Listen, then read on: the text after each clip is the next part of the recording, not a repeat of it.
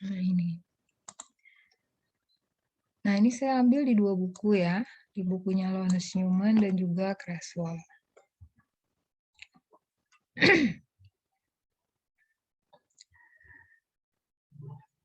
Ini. Jadi di dalam merancang penelitian gitu, strategi itu kan cara gitu ya, cara untuk melakukan sesuatu gitu. Taktik lah. Nah, untuk merancang penelitian itu biasanya kita akan memfokuskan dulu gitu ya, fokusnya apa, temanya apa, biasanya itu, atau bahasa sederhananya cari masalah dulu gitu. Cari masalah itu bukan kemudian nyari orang, mukuli orang itu menunjukkan masalah tuh enggak. Jadi kita ingin melihat mencari fokus penelitian gitu, objek yang mau diteliti itu apa gitu.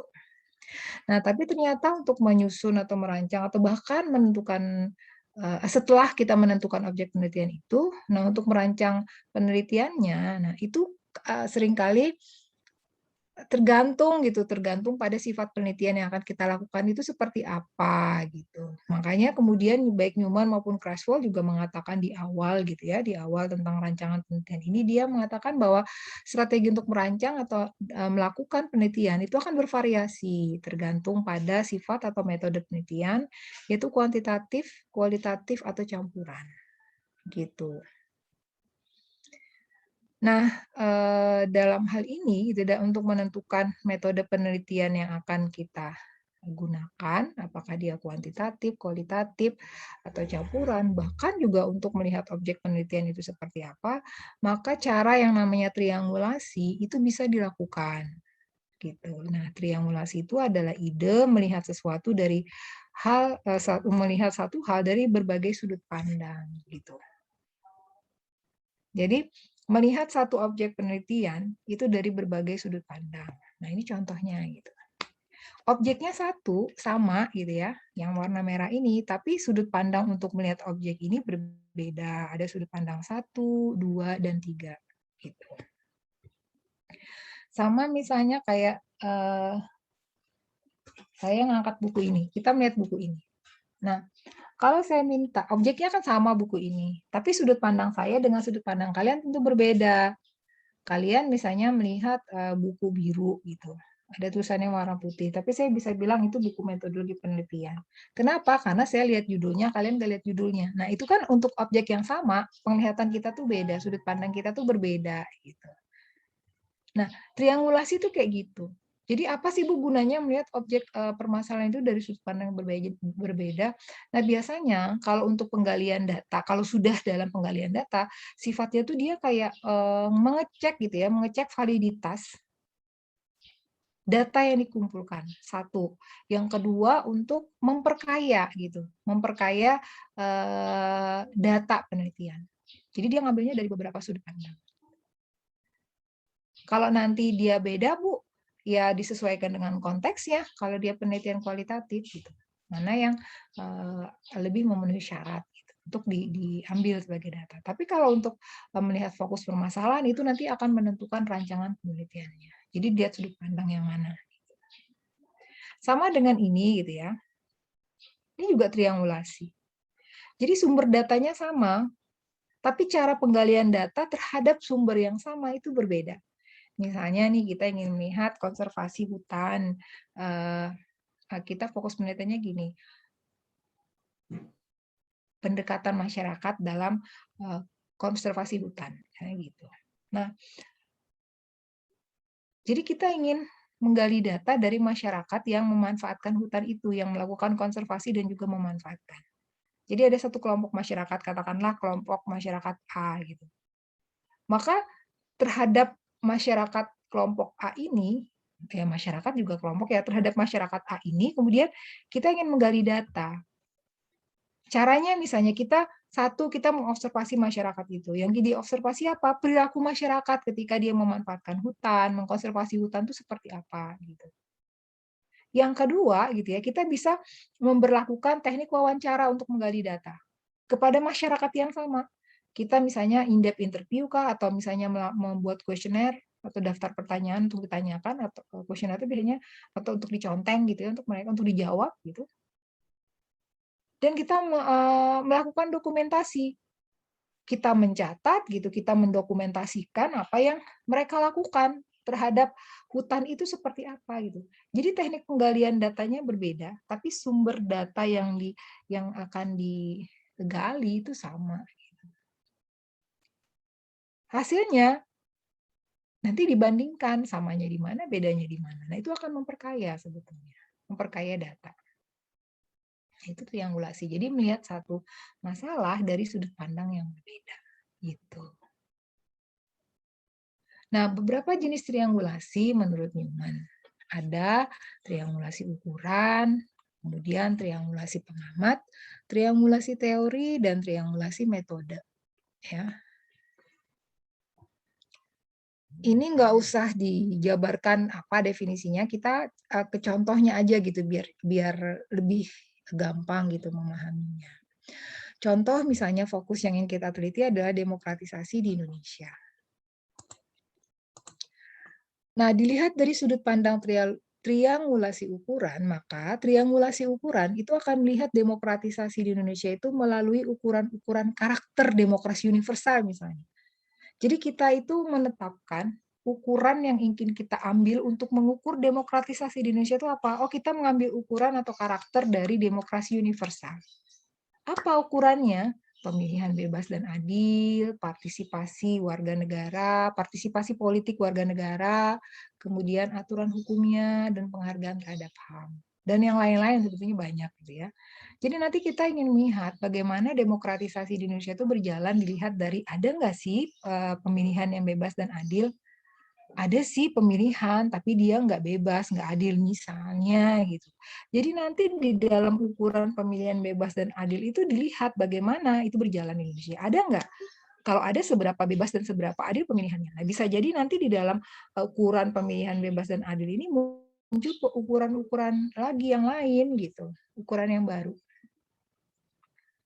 Kemudian misalnya dilihat lagi partisipasi warga negaranya gitu. Apakah ada hak pilih dan dipilih, hak memilih dan hak dipilih untuk warga negara, persyaratannya apa gitu. Yang lebih mendasar kan dikasih nggak sih, ada nggak sih gitu. Itu dilihat. Bisa jadi nanti ini juga ada ukuran-ukurannya lagi gitu. Sama juga dengan ukuran aturan hukum. Apakah Indonesia punya konstitusi? Seberapa jauh kemudian konstitusi itu mengatur kehidupan warganya? Apakah konstitusi itu betul-betul diimplementasikan dalam aturan hukum di bawahnya gitu? Atau seperti apa gitu. Apakah ada equality before the law for the whole society atau seperti apa? Itu dilihat. Dan dilihat juga dari penghargaan terhadap HAM. Ada penghargaan terhadap HAM nggak sih? Ada lembaga-lembaga yang mengatur, ada aturan hukum yang memang mengatur tentang HAM nggak? Ada lembaga yang kemudian menjadi kontrol bagi kebijakan pemerintah pada saat pemerintah bilang bahwa, oh kami menghormati HAM ya, gitu, dan sebagainya. Nah itu dilihat. Apakah ukuran-ukuran ini fit di dalam demokratisasi di Indonesia atau tidak. Nah, itu melihat demokratisasi Indonesia dari triangulasi ukuran. Berikutnya gitu ya, kita melihat demokratisasi di Indonesia dari sisi triangulasi pengamat. Ini biasanya kita mengambil 2 atau lebih pengamat untuk melihat bagaimana jalannya demokratisasi di Indonesia. Contoh kita manggil para ahli yang ada di Carter Center misalnya, atau yang dari SIPRI kita undang, atau misalnya Sidney Jones Foundation misalnya kita panggil gitu untuk melihat demokratisasi di Indonesia. Nah tentu gitu ya pengamatan mereka berbeda, yang dari ukuran aja berbeda misalnya. Pengamat apalagi yang memang memiliki subjektivitas yang cukup tinggi kan berdasarkan pendapat pribadi si orang-orang itu misalnya tentang Indonesia. Tapi yang jelas gitu ya, ada sudut pandang yang berbeda, menampilkan 2 atau lebih. Gitu.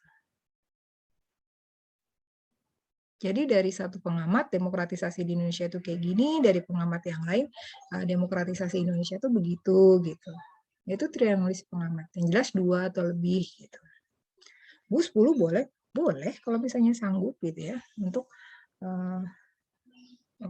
membayar orang itu, gitu.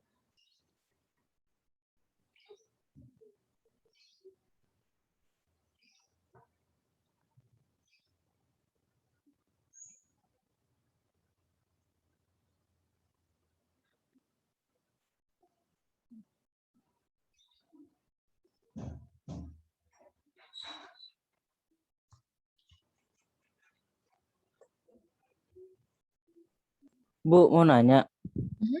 kan waktu SMA itu saya ingat saya pernah ada mahasiswa itu apa dia buka kuesioner gitu kan, dia kayak penelitian itu dia dari fakultas dia dari jurusan psikologi kalau nggak salah, dia buka apa namanya buka kuesioner kepada siswa-siswa itu siswa-siswa. Nah, yang mau saya tanyakan ini dia izinnya itu sebenarnya apakah dia hanya memasukkan surat ke sekolah atau dia juga apa membayar gitu ke sekolah gitu biar diizinkan meneliti siswa di sekolah tersebut, tentunya di sekolah saya gitu, Bu.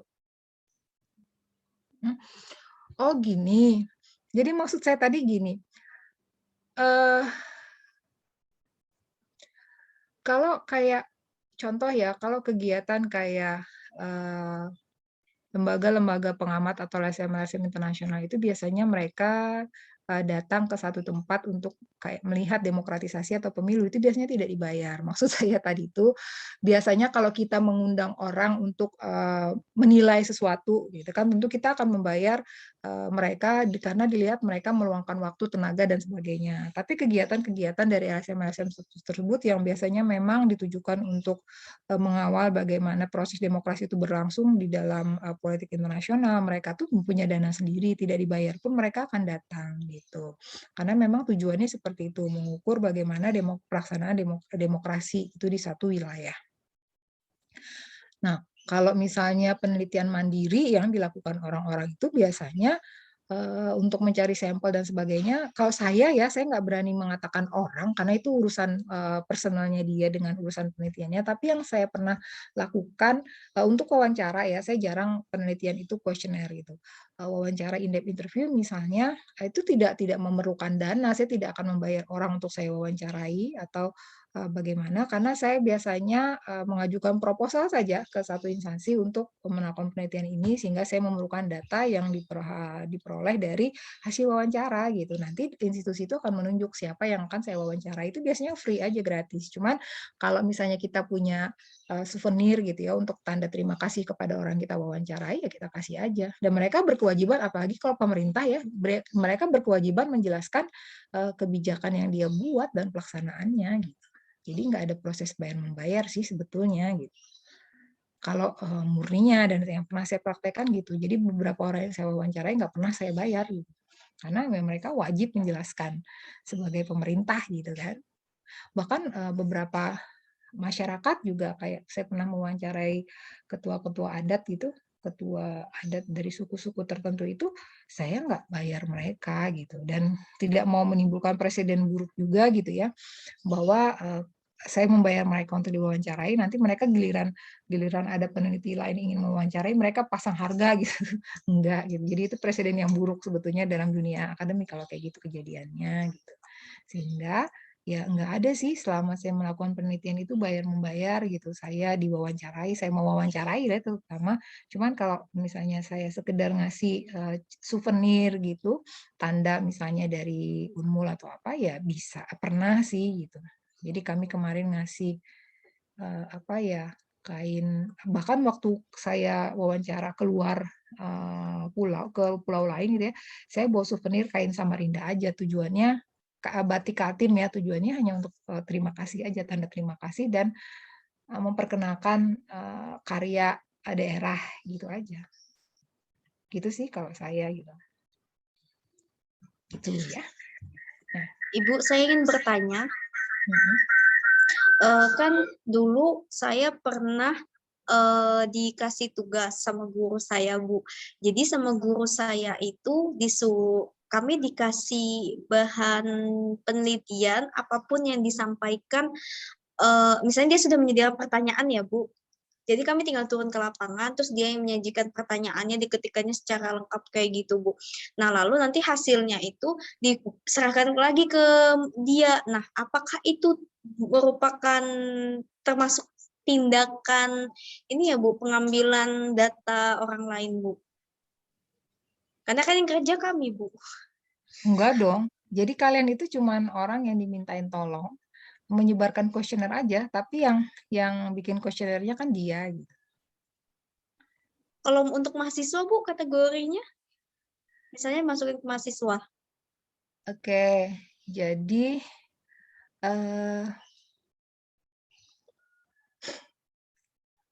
kalian itu jadi instrumennya dia untuk menyebarkan kuesioner gitu. Jadi instrumennya itu ya berupa kuesionernya dan orang yang menyebarkan kuesionernya ya. Saya nggak tahu dalam rangka apa kalian disuruh gitu ya. Apakah juga kalau misalnya kalian dilibatkan nama kalian ada di dalam penelitian itu, maka kalian menjadi peneliti juga gitu. Saya juga biasanya kalau penelitian itu melibatkan mahasiswa. Jadi kalau saya pergi ke instansi mana tuh di samping saya ada mahasiswa gitu. Jadi mahasiswa itu dia harus bisa belajar bagaimana cara mewawancarai, tapi yang mewawancarai saya. Karena saya jarang interview ya, interview itu jawaban yang tidak bisa dipertanggungjawabkan menurut saya. Karena singkat-singkat aja kan iya, iya, gitu. Nah, jadi pada saya memang harus melibatkan dia. Biasanya sudah mahasiswa skripsi gitu, saya bawa. Nanti dia juga membantu saya mendokumentasikan, merekam, tapi dia namanya dia tuh ada di dalam penelitian saya sebagai anggota gitu, sebagai anggota peneliti. Jadi saya memberi penghargaan kepada dia bahwa dia juga bagian dari peneliti nanti, tapi yang interview apa segala macam itu saya. Dan dia harus belajar bagaimana cara menginterview orang gitu. Jadi saya sambil ngajari dia. Kemudian ada beberapa kuesioner juga yang saya buat gitu ya, tapi bukan kayak kuesioner. Ada beberapa daftar pertanyaan gitu. Nah, dalam pembuatan itu pun saya juga melibatkan dia. Jadi dia ada di samping saya pada saat saya membuat itu dan saya mendiskusikan gitu. Kira-kira hal apa lagi yang kita tanyakan. Karena kalau kualitatif kan pertanyaannya bebas ya, terbuka gitu. Karena dia anggota penelitian. Jadi ketika dia menjadi anggota penelitian dalam semua kegiatan, baik pemberkasan arsip dan semburat-murat, sampai dengan pencarian data di lapangan, itu kami melakukannya bersama. Kecuali nanti pada saat analisis data, itu saya yang buat. Tapi kemudian analisis data itu saya jelaskan, saya diskusikan lagi, bahwa ini adalah hasil penelitiannya. Silakan dibaca, dilihat polanya, koreksi, dan sebagainya. Itu saya begitu, gitu. Ada beberapa penelitian saya melibatkan mahasiswa. Gitu. Bahkan ada juga yang saya ajari gitu ya, dia yang mewawancarai, saya di sampingnya. Jadi kami berdua mewawancarai orang yang sama. Gitu. Karena saya memperkenalkan kepada informan saya bahwa dia adalah mahasiswa saya yang sedang belajar gitu, menggali data penelitian. Oke aja kok biasanya orang yang ditanyain. Tapi kalau kemudian kalian disuruh menyebarkan kuesioner, nama kalian tidak ada di dalam penelitiannya, ya kalian cuma dimintain tolong aja gitu buat nyebar kuesionernya. Jadi jangan berharap lebih gitu. Jangan berharap lebih apalagi dibayar gitu. Karena kalau kalau mahasiswa jadi peneliti itu biasanya kalau kami dapat dana itu mahasiswa tuh saya bayar karena ada jatahnya dia dalam dana penelitian itu. Tapi kalau itu tidak berlaku di kalian ya kalian cuma dimintain tolong aja gitu sama dosennya bahwa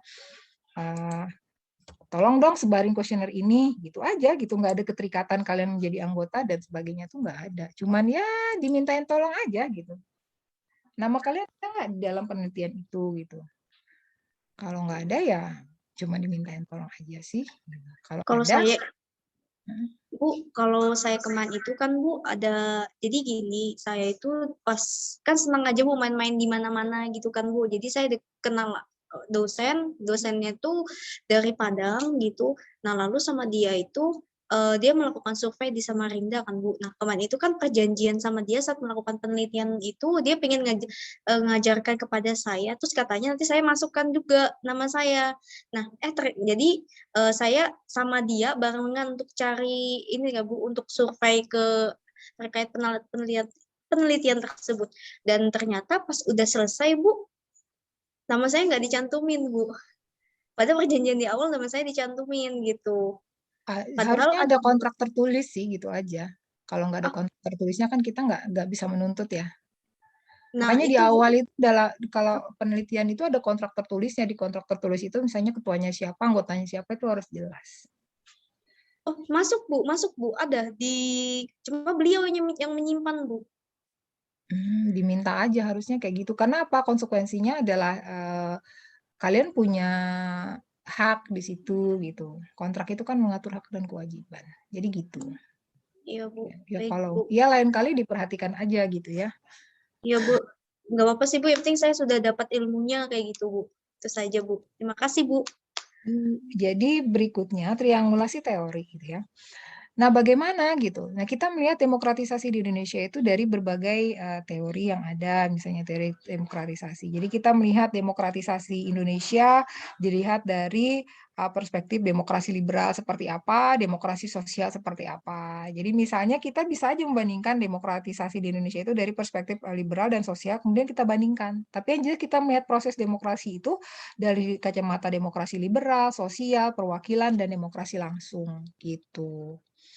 Misalnya seberapa jauh kemudian demokrasi di Indonesia itu bisa mewakili masyarakat Indonesia. Mewakili itu nggak cuman misalnya dari daerah-daerah aja, tapi misalnya mewakili keberagaman yang ada di Indonesia, mayoritas, minoritas, dari pulau ini, pulau itu, dan sebagainya misalnya.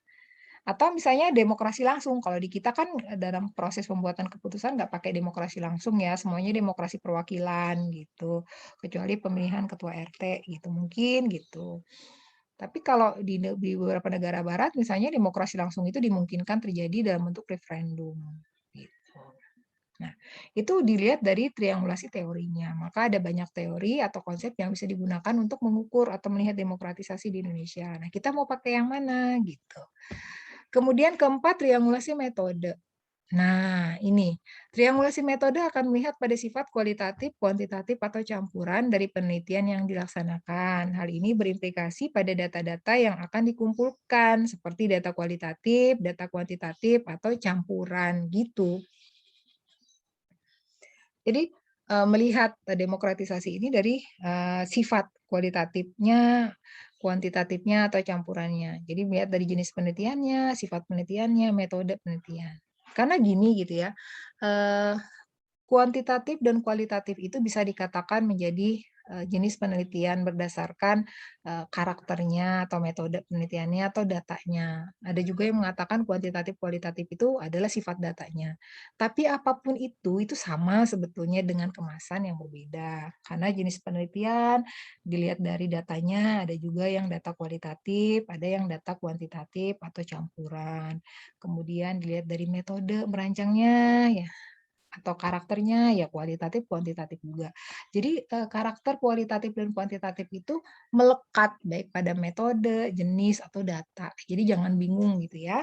Yang jelas memang nanti kalau kualitatif berarti kita berbicara tentang data yang tersusun, dalam bentuk kata-kata atau, rangkaian kata atau kalimat. Sedangkan yang kuantitatif itu numerik biasanya, data-data yang bentuknya angka.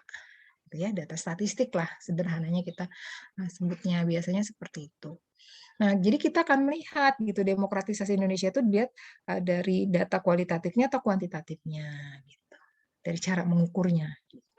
Nah, sehubungan dengan masalah karakter kualitatif dan kuantitatif ini baik dari jenis metode maupun datanya, itu kemudian Newman menjelaskan seperti ini untuk membandingkan. Jadi orientasi kualitatif dan kuantitatif dalam penelitian itu bisa dibandingkan seperti ini katanya. Pertama, kalau penelitian kuantitatif itu biasanya peneliti menguji hipotesis yang dinyatakan di awal penelitian. Jadi dalam penelitian kuantitatif itu ada hipotesis yang sudah dia buat di awal. Gitu. Nah, kenapa bisa begini? Karena penelitian kuantitatif itu dia rigid, sistemnya tuh rigid, kaku gitu. Jadi dia ada prosedur yang harus dilakukan langkah 1, langkah 2, langkah 3, dan seterusnya. Jadi langkah satunya apa, itu harus dilakukan. Setelah selesai langkah 1, baru langkah 2, langkah 3, dan sebagainya. Ada aturan-aturannya gitu, SOP, kayak karakter ilmu alam yang dimasukkan ke dalam ilmu sosial. Sehingga dia menetapkan hipotesis dulu. Hipotesis ini juga biasanya diambil dari dari penjelasan teori gitu.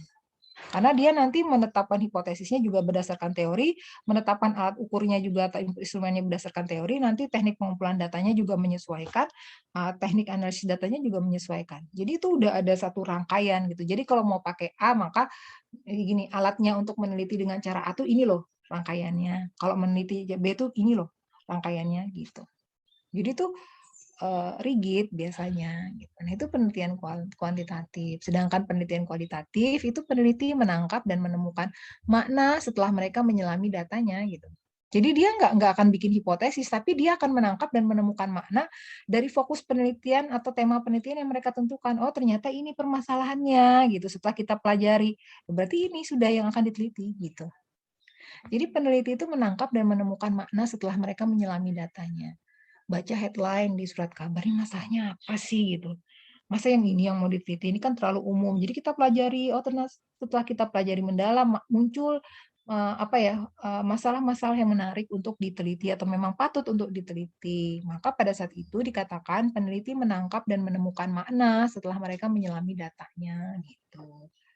Jadi mulai sekarang kalau ingin bikin rumusan masalah, itu jangan cuma baca headline kabar gitu ya, baru itu yang dijadikan rumusan masalah, enggak. Tapi diteliti lebih dalam masalahnya apa gitu, baru kemudian kita akan tahu masalah yang terbaik untuk diangkat itu seperti apa gitu.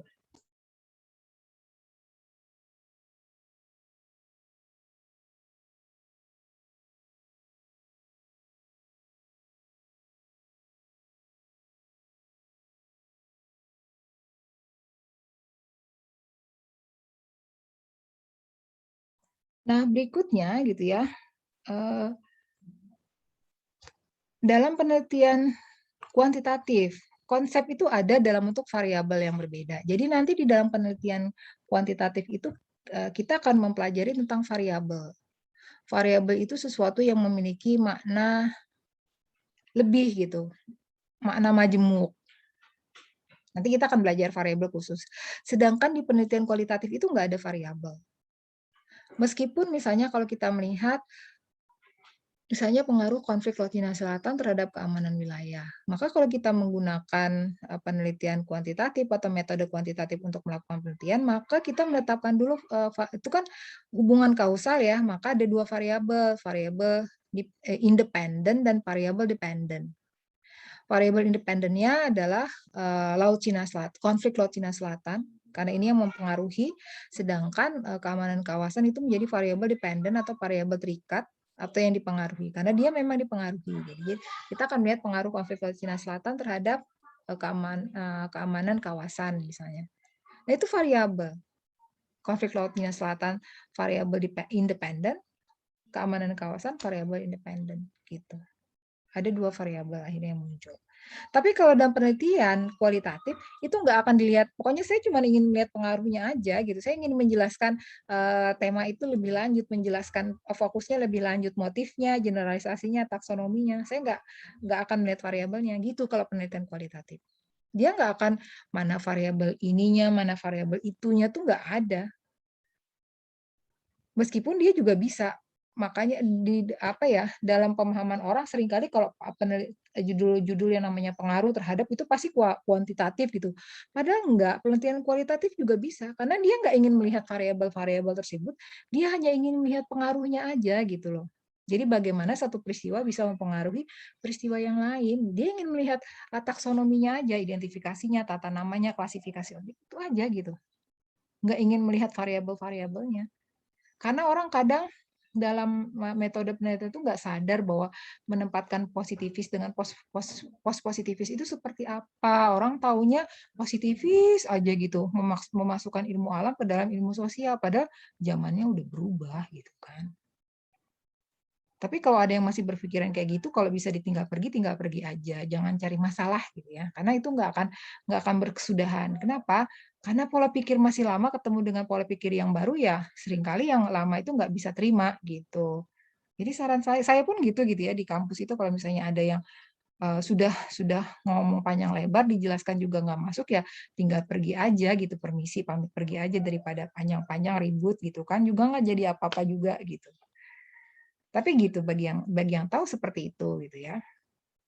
Nah, berikutnya penelitian kuantitatif, pengukuran dibuat secara sistematis. Jadi alat ukur instrumennya tuh jelas gitu loh. Bukannya kemudian kualitatif itu tidak jelas, dia rigid. Jadi kalau misalnya kamu pengen olahraga gitu ya, kamu pengen lari, maka sepatu larinya yang ini. Nah, kalau di dalam penelitian kualitatif tuh saya pengen lari ya pakai aja sepatu olahraga gitu.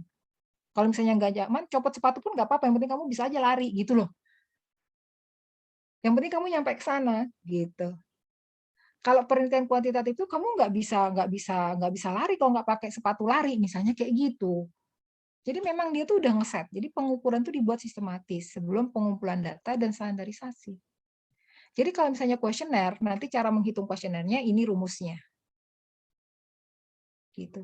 Jadi supaya rumus ini dipakai dari awal ketika hipotesis dibuat, nanti uji hipotesisnya itu ditentukan. Nanti kalau uji hipotesisnya kayak gini, maka uji hipotesisnya itu begini begini begini. Itu udah ditetapkan karena dia satu rangkaian gitu loh. Jadi kalau kamu pakai topi kuning, bajumu, sepatumu tuh kuning semua gitu. Kayak mana tuh ramainya, pikirkan gitu kan. Jadi gitu, pengukuran dibuat secara sistematis sebelum pengumpulan data dan standarisasi gitu. Makanya nanti gitu ya, data ada dalam bentuk data atau hard data yang diperoleh dari pengukuran yang tepat karena dia ada pakai rumus. Meskipun nggak mendalam gitu. Yang penting kan datanya ada gitu. Nah, berikutnya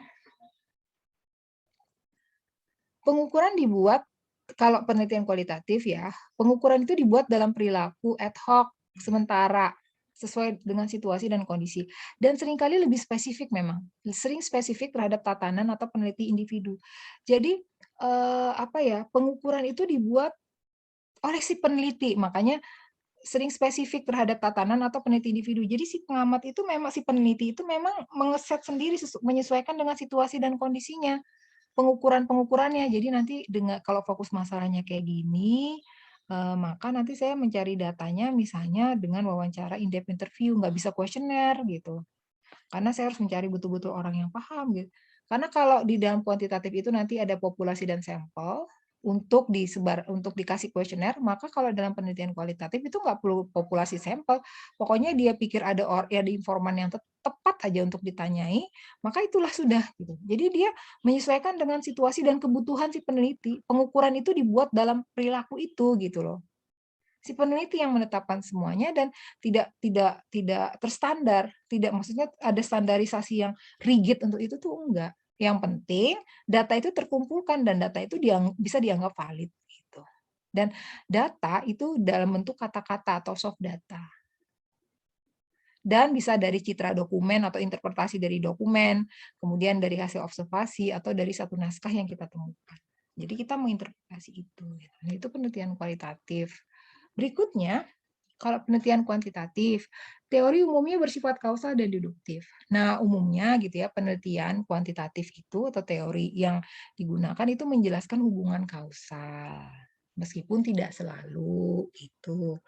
Tapi ya begitu umumnya dan deduktif karena dia mulainya dari pembuatan hipotesis yang didapat dari dari penjelasan deduktif, dari teori.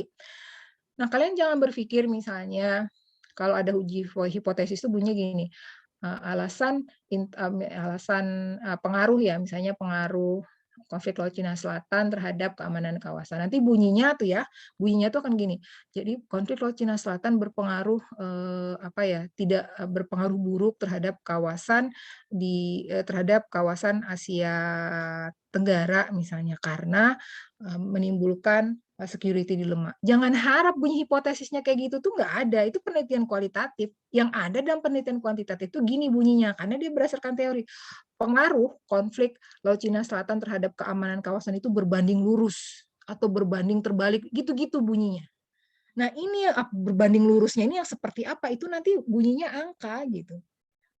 Kalau kemudian pengaruh konflik Laut Cina Selatan terhadap keamanan kawasan itu cenderung gini-gini, itu penelitian kualitatif yang dia nggak pakai variabel. Gitu bedanya. Jadi teori itu maunya bersifat kausal, pengaruh ini terhadap itu, dampak ini terhadap itu, implikasi ini terhadap itu gitu. Dia deduktif. Ada uji hipotesis, berbanding lurus berbanding terbaliknya itu yang akan diukur dengan rumus-rumus itu tadi gitu. Nah, kalau di dalam penelitian kualitatif ya dapat bersifat kausal, tidak kausal pun juga. Jadi semua masalah bisa diteliti tanpa harus ada rumus-rumus yang ya namanya dia juga kata-kata kan gitu. Jadi ada yang kausal, ada yang tidak kausal. Nanti jangan dikira ketika ada pengaruh ini terhadap itu, dampak ini terhadap itu, pasti penelitian kuantitatif. Enggak juga gitu. Karena nanti bedanya letaknya ada di uji hipotesisnya. Makanya dalam penelitian kualitatif itu jarang, meskipun pertanyaannya mengapa hipotesis itu muncul ya, meskipun hipotesis itu artinya jawaban sementara yang harus dibuktikan lagi. Tapi biasanya kita nggak, untuk penelitian kualitatif itu tidak seperti itu, makanya yang muncul nanti bukan hipotesis, tapi lebih pada argumen utama gitu, argumen utama. Nah, dan dia bersifat induktif kalau penelitian kualitatif, karena dia berangkat dari fenomena kan, dia lebih spesifik gitu ya. Dia munculnya misalnya bukti-bukti empirisnya, studi kasusnya yang dimunculkan pertama kali. Ini ada masalah seperti ini gitu. Ada masalah yang dimunculkan tuh seperti ini. Maka kita ingin meneliti ini gitu. Nah, untuk meneliti ini kita kemudian mengambil teori apa yang cocok gitu. Maka sifatnya induktif, dia dari studi kasus dulu atau ada bukti empiris dulu baru ke hal-hal yang general. Kalau kuantitatif itu deduktif, ya dia dari teori dulu, hipotesisnya muncul baru melihat studi kasusnya gitu atau bukti empirisnya gitu. Nah, berikutnya di penelitian kualitatif, penelitian kuantitatif, karena dia prosedurnya standar, tersistematis, maka kemudian replikasi atau tiruan itu sering dilakukan. Prosedur penggalian datanya misalnya, analisis datanya itu udah standar. Pokoknya itu gitu.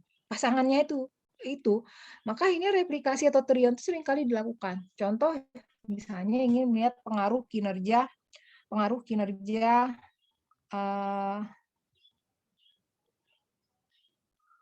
atau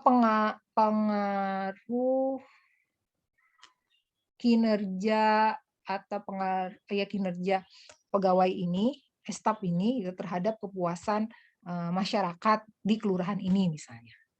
Tuh gitu ya. Maka dia akan melakukan uji hipotesis, kuesioner segala macam. Nah, nanti gitu ya, pada saat ada penelitian lain cuma beda, misalnya dia bedanya tadi tuh di kelurahan A, nanti ada juga penelitian yang sama pengaruh kinerja terhadap bla bla bla tingkat kepuasan kelurahan B. Maka prosedurnya itu standar cara menelitinya gitu. Sehingga instrumen apa segala macam itu tereplikasi gitu, ditiru, seringkali dilakukan karena metodenya udah standar. Kalau ingin melihat pengaruh terhadap kinerja ini, maka ini loh caranya gitu, tereplikasi gitu, seringkali dilakukan. Beda dengan penelitian kualitatif, prosedur penelitiannya tertentu dan replikasi sangat jarang terjadi. Kalau kita misalnya melihat pengaruh, katakan ya pengaruh kinerja ini terhadap kepuasan gitu. Kalau dalam penelitian kualitatif ya kita nggak harus menggunakan standar-standar yang kayak gini. Kita nggak harus misalnya melakukan kuesioner dan sebagainya gitu. Ya kita bisa alat yang kita gunakan untuk penggalian data nggak harus sama ketika kita melihat dari satu kelurahan satu dengan kelurahan yang lain misalnya. Nggak harus, sehingga replikasi itu tidak terjadi. Apalagi misalnya kalau melihat misalnya pelayanan publik gitu dari perspektif A, perspektif B dan sebagainya yang cukup longgar di penelitian kualitatif, maka ya replikasi itu sangat jarang terjadi. Karena ukurannya bisa saja bisa berbeda gitu. Jadi prosedur penelitian itu tergantung kasusnya. Contoh misalnya kayak tadi pengaruh konflik Laut Cina Selatan terhadap keamanan kawasan. Maka kita bisa melihat dari perspektif misalnya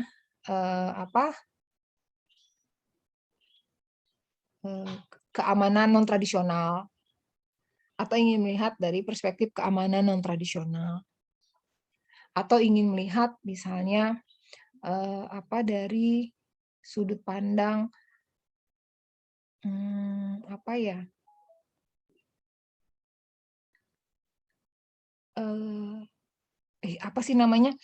dilihat dari sudut pandang ini hukum internasional yang berbicara tentang pelayaran damai, jalur pelayaran damai. Nah, itu kan bisa.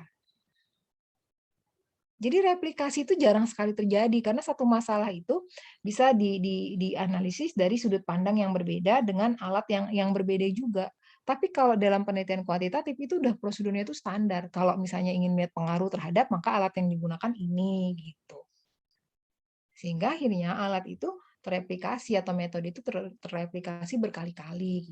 Sedangkan kalau penelitian kualitatif ingin melihat konflik, misalnya alat ukurnya macam-macam.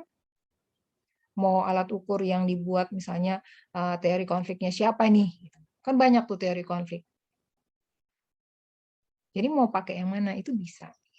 Sehingga prosedur penelitiannya itu tertentu dan replikasi itu jarang sekali terjadi. Dia sangat tergantung pada kasusnya, sangat tergantung pada sudut pandang di mana dia dilihat gitu.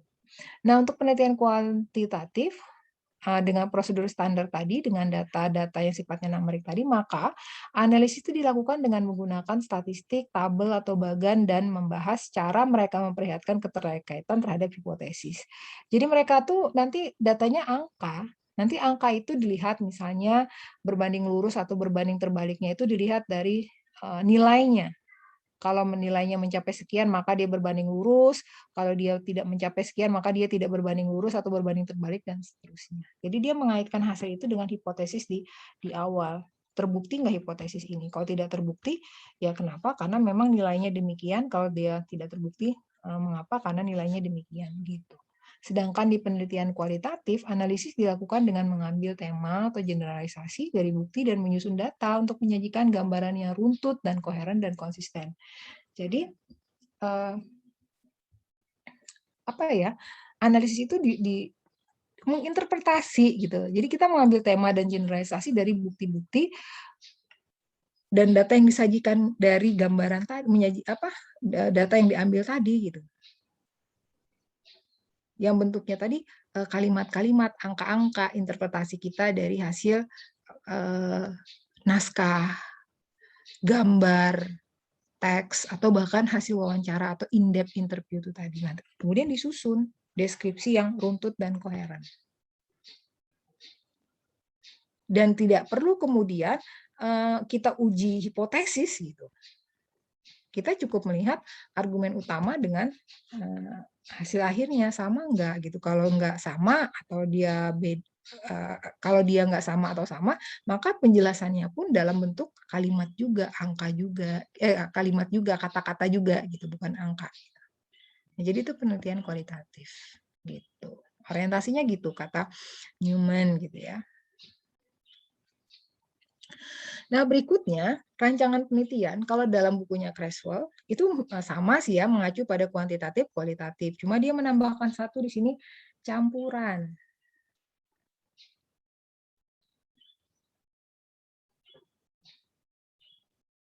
Campuran.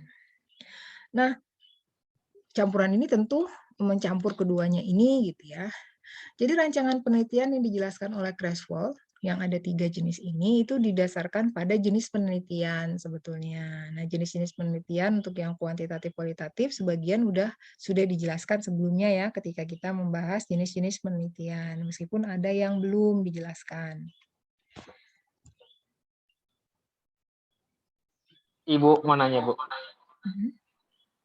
Kalau misalnya ini, Bu, ada penelitian kayak gini, peran WHO dalam penurunan kasus stunting di Amerika Serikat misalnya, itu kuantitatif atau kualitatif?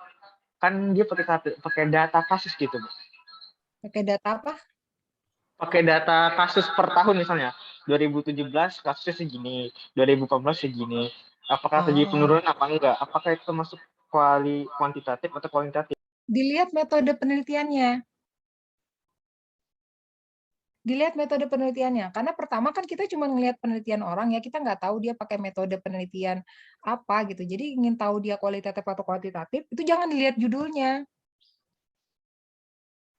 Jangan dilihat judulnya, karena sekali lagi hubungan kausal pun juga bisa dilakukan oleh penelitian kualitatif gitu. Jadi lihat metode penelitiannya, di situ dia menjelaskan kuantitatif atau kualitatif. Kita nggak bisa menebak sih gitu.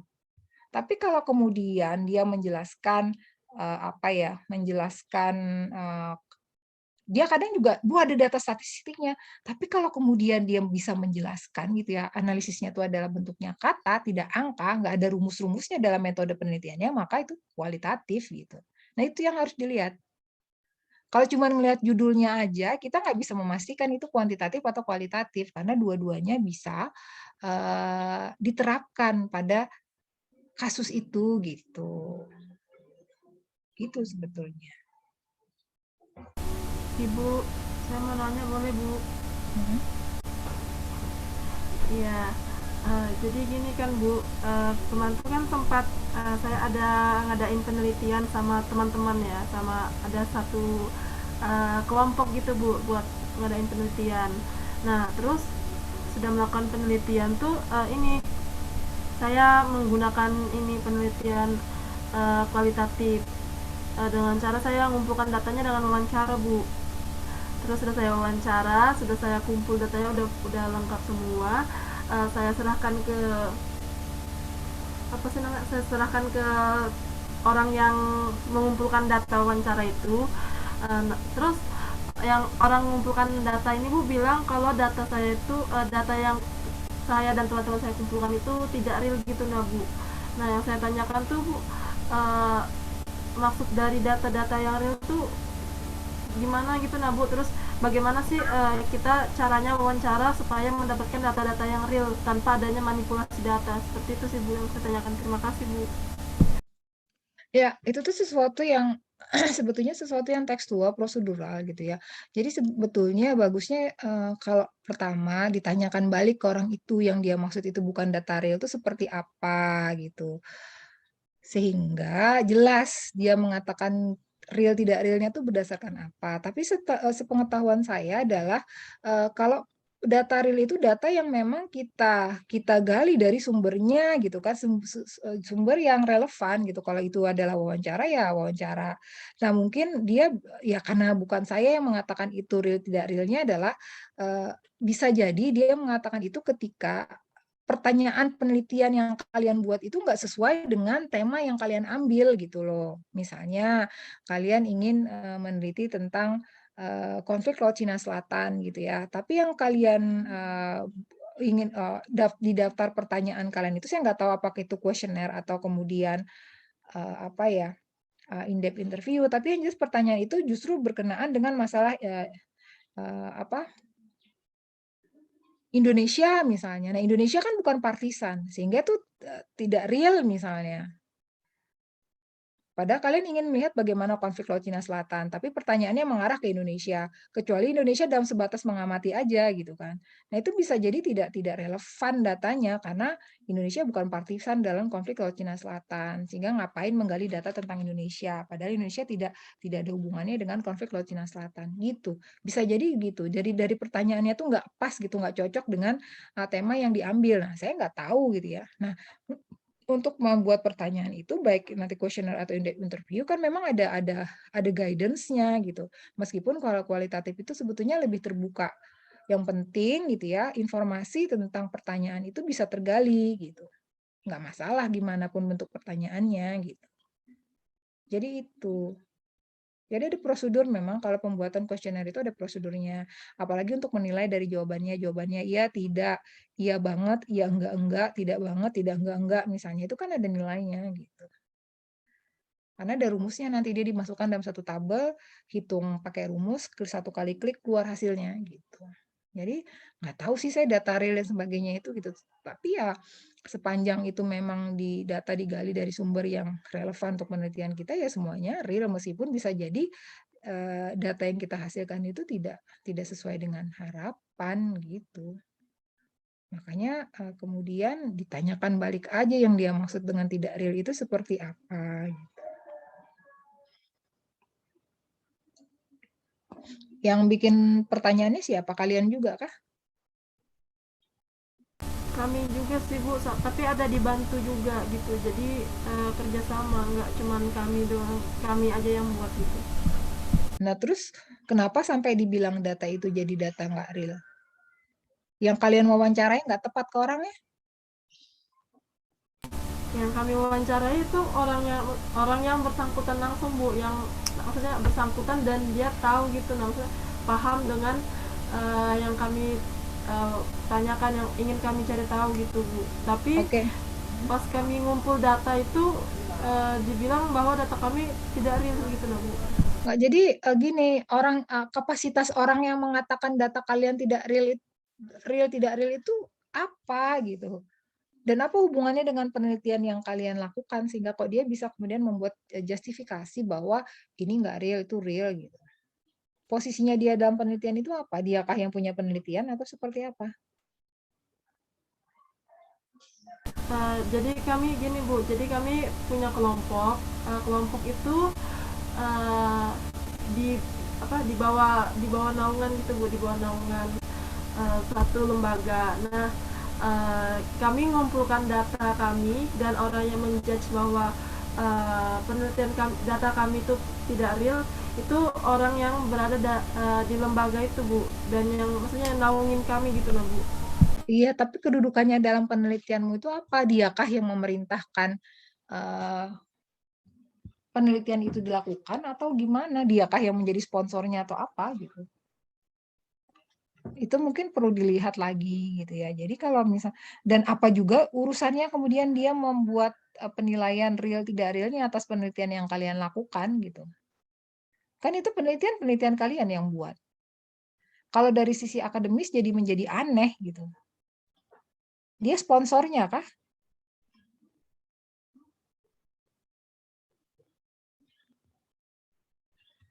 Oke lah ya, terputus kayaknya. Nah, berikutnya Creswell menjelaskan rancangan penelitian itu berdasarkan jenis penelitian.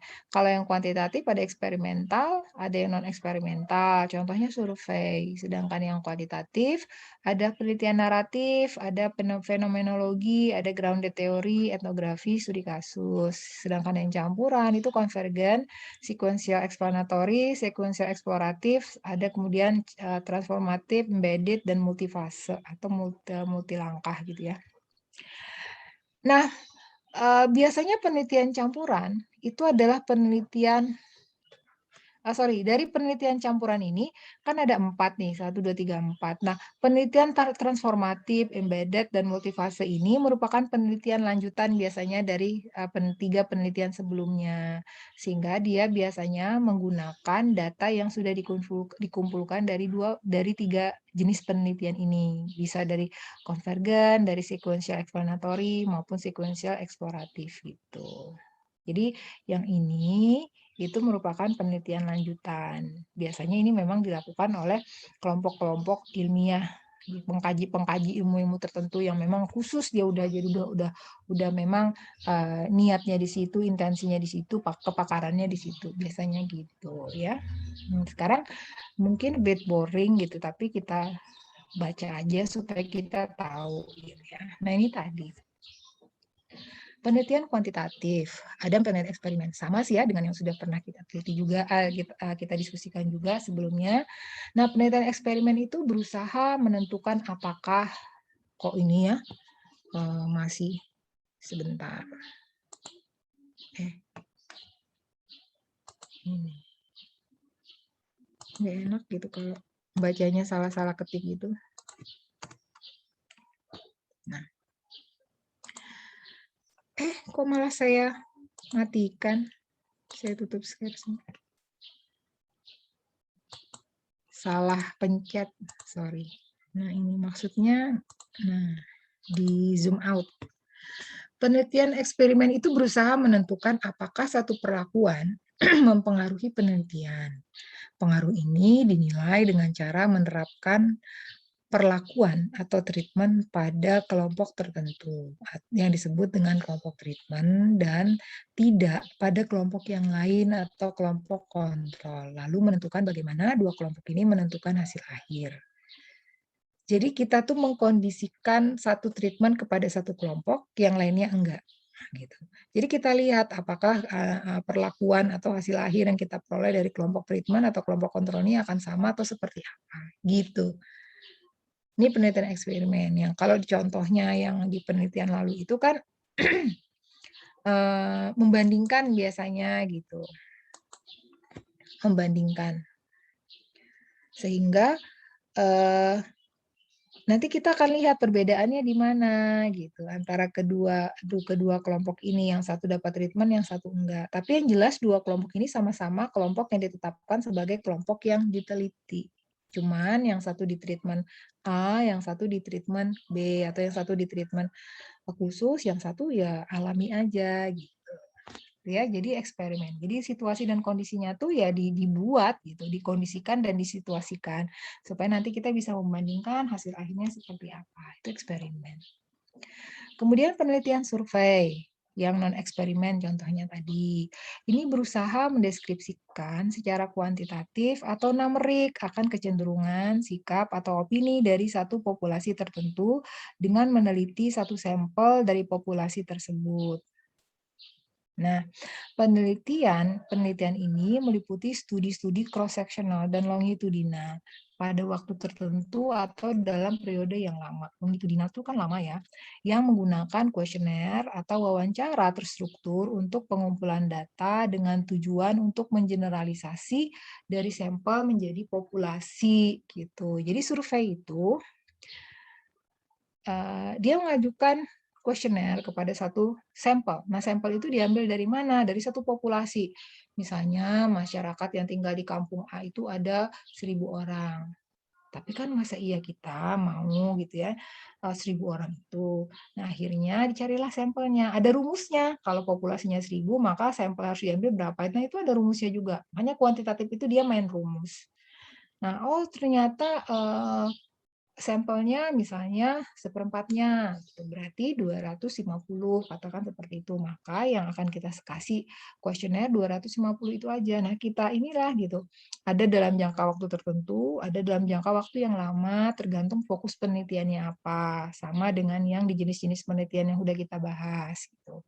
Nah, akhirnya kita lihat apakah kemudian hasil akhirnya ketika hasil akhir itu sudah ada gitu, pengumpulan data itu dilakukan, maka apakah kemudian generalisasi yang kita buat itu bisa menjadikan data yang kita ambil dari sampel tadi itu bisa dianggap menjadi data satu populasi. Apakah kemudian pendapat dari sampel itu bisa dikatakan menjadi pendapat populasi gitu. Nah, itu penelitian survei biasanya. Jadi ya itu tadi gitu ya, cara buat pertanyaannya itu ada rumusnya, itu ada guidance-nya. Bikin pertanyaan penelitian kalau di dalam penelitian kuantitatif itu nggak sembarangan, ada guidance-nya. Mungkin ya karena guidance-nya itu nggak dianggap tidak tepat oleh sponsornya, maka bisa jadi kemudian data itu dianggap data real atau data yang dimanipulasi gitu-gitu. Bisa jadi karena kita tidak bisa membuktikan bahwa itu sesuai dengan standar pembuatan kuesioner misalnya. Kemudian kalau hasilnya sudah muncul, kuesionernya kan dikumpulkan tuh. Nah, itu nanti ada tabel yang memasukkan jawaban lembar 1 itu kayak gini diisi angka-angkanya gitu. Nanti lembar 2 diisi lagi. Jadi semuanya tabel gitu untuk menghitung, nanti satu klik pakai SPSS keluar gitu hasilnya. Gitu. Biasanya gitu kalau di kuantitatif, gitu ya. Jadi mendeskripsikan kecenderungan sikap itu pakai angka, nggak pakai penjelasan kata-kata gitu. Nah, berikutnya penelitian kualitatif yang nanti pakai angka-angka kata-kata itu kan penelitian kualitatif ya. Satu, penelitian naratif. Ini merupakan rancangan penelitian tentang kemanusiaan di mana peneliti mempelajari kehidupan individu-individu dan meminta seseorang atau kelompok individu untuk menceritakan kehidupan mereka. Informasi ini kemudian diceritakan kembali oleh peneliti dalam bentuk kronologi naratif. Di akhir tahap penelitian, penelitian harus menggabungkan dengan gaya naratif pandangan-pandangannya tentang kehidupan peneliti sendiri. Jadi namanya juga narasi. Narasi itu kan kayak bercerita, tapi enggak bercerita asal, enggak. Jadi untuk menceritakan, menarasikan satu peristiwa itu, maka kita bisa mewawancarai, mengobservasi gitu, mendokumentasikan gitu kehidupan orang yang kita anggap sebagai objek penelitian kita. Ya individu, ya kelompok kita kumpulkan gitu cerita mereka gitu. Kita tulis cerita mereka seperti apa. Nah, nanti kemudian kita yang bertanggung jawab kemudian untuk menceritakan kembali secara kronologis. Kronologis itu sesuai dengan urutan, mana yang 1, mana yang 2, mana yang 3. Misalnya tanggal mana, hari apa, mana yang duluan, mana yang belakangan gitu. Jadi dalam satu rangkaian cerita yang kronologis gitu. Misalnya tanggal 1 dulu, baru tanggal 2, dan seterusnya gitu. Baru nanti di akhir, setelah catatan itu lengkap secara sesuai dengan kronologinya, baru kita kemudian menganalisis cerita itu. dengan menambah subjektivitas kita tentu saja, karena kita yang menganalisis. Jadi subjektivitas kita terhadap cerita itu seperti apa. Nah, itu kita ceritakan gitu. Dalam gaya bahasa kita, subjektivitas si peneliti sendiri. Nah, itu penelitian naratif. Berikutnya penemuan fenomenologi. Ini fenomena ya, sangat tergantung pada fenomena apa. Nah, ini merupakan rancangan penelitian yang berasal dari filsafat dan psikologi dulunya gitu. Dulunya tuh gitu. Tapi sekarang nggak lagi. Di mana peneliti mendeskripsikan pengalaman hidup manusia tentang satu fenomena tertentu, seperti yang dijelaskan oleh Partisan. Deskripsi ini berujung pada intisari pengalaman beberapa individu yang telah mengalami fenomena tersebut.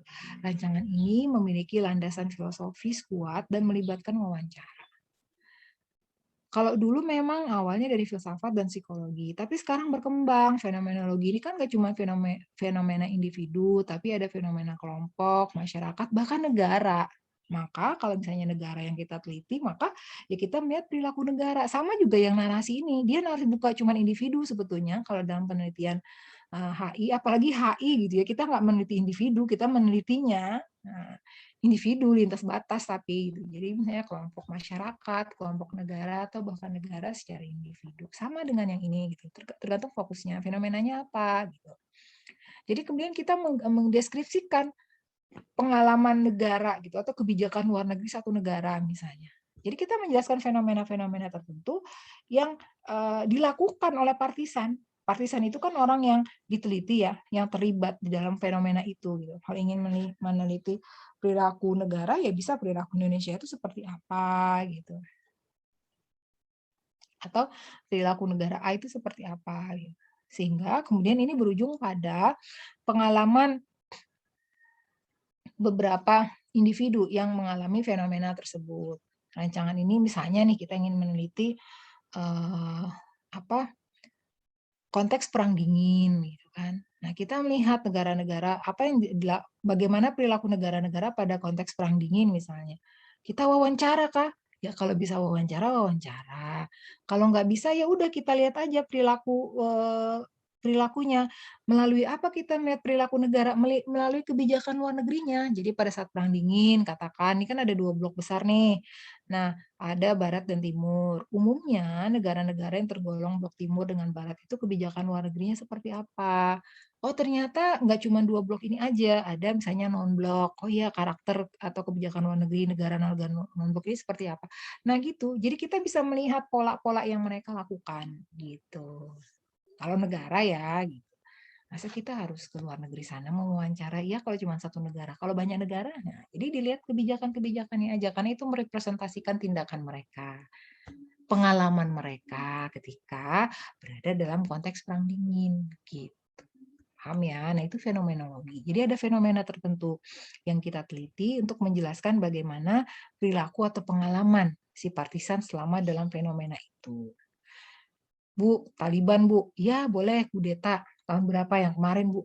Jadi kita dari fenomena kudeta dilakukan Taliban, kita melihat perilaku Taliban itu seperti apa, perilaku pemerintah yang digulingkannya seperti apa, perilaku masyarakatnya seperti apa, yang menjadi partisan dalam fenomena itu. Gitu. Yang ketiga, grounded theory. Nah, ini grounded theory itu biasanya teori yang mendasari penelitian itu dilakukan. Atau asumsi-asumsi dasar apa. Jadi kita melihat fenomena nih. Oh, fenomena ini perang dingin tadi gitu. Nah, di dalam asumsi dasar perang dingin itu seperti apa gitu kan. Kita bisa melihat bahwa terjadi misalnya perang nuklir. Teknologi nuklir ya, perang teknologi nuklir. Kemudian terjadi proliferasi nuklir dan sebagainya. Nah, jadi kondisi-kondisi itulah yang kemudian digunakan untuk memahami bagaimana nanti si partisan itu berperilaku based on asumsi dasar yang kita gunakan itu tadi. Nah, sehingga grounded theory itu dikatakan merupakan rancangan penelitian dari sosiologi yang di dalamnya peneliti memperoleh teori umum dan abstrak dari satu proses, aksi, dan interaksi tertentu yang berasal dari pandangan-pandangan partisipan.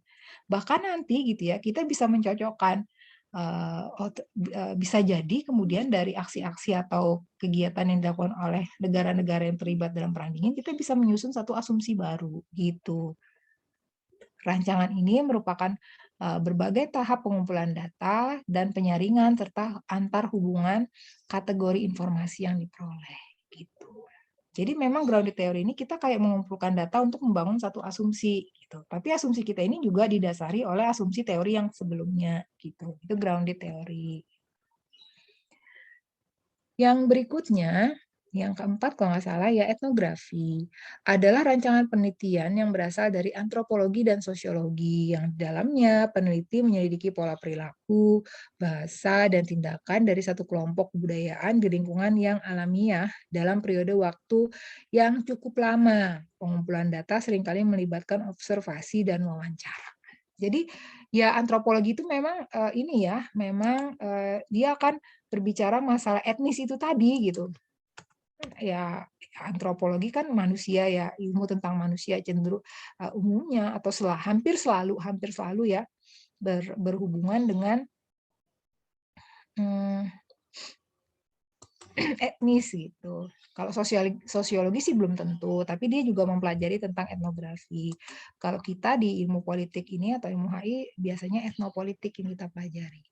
Tapi kalau etnografi ya memang itu rancangan penelitian yang berasal dari antropologi sosiologi yang menyelidiki pola perilaku, bahasa, dan tindakan dari satu kelompok kebudayaan di lingkungan alamiahnya dalam periode waktu yang cukup lama.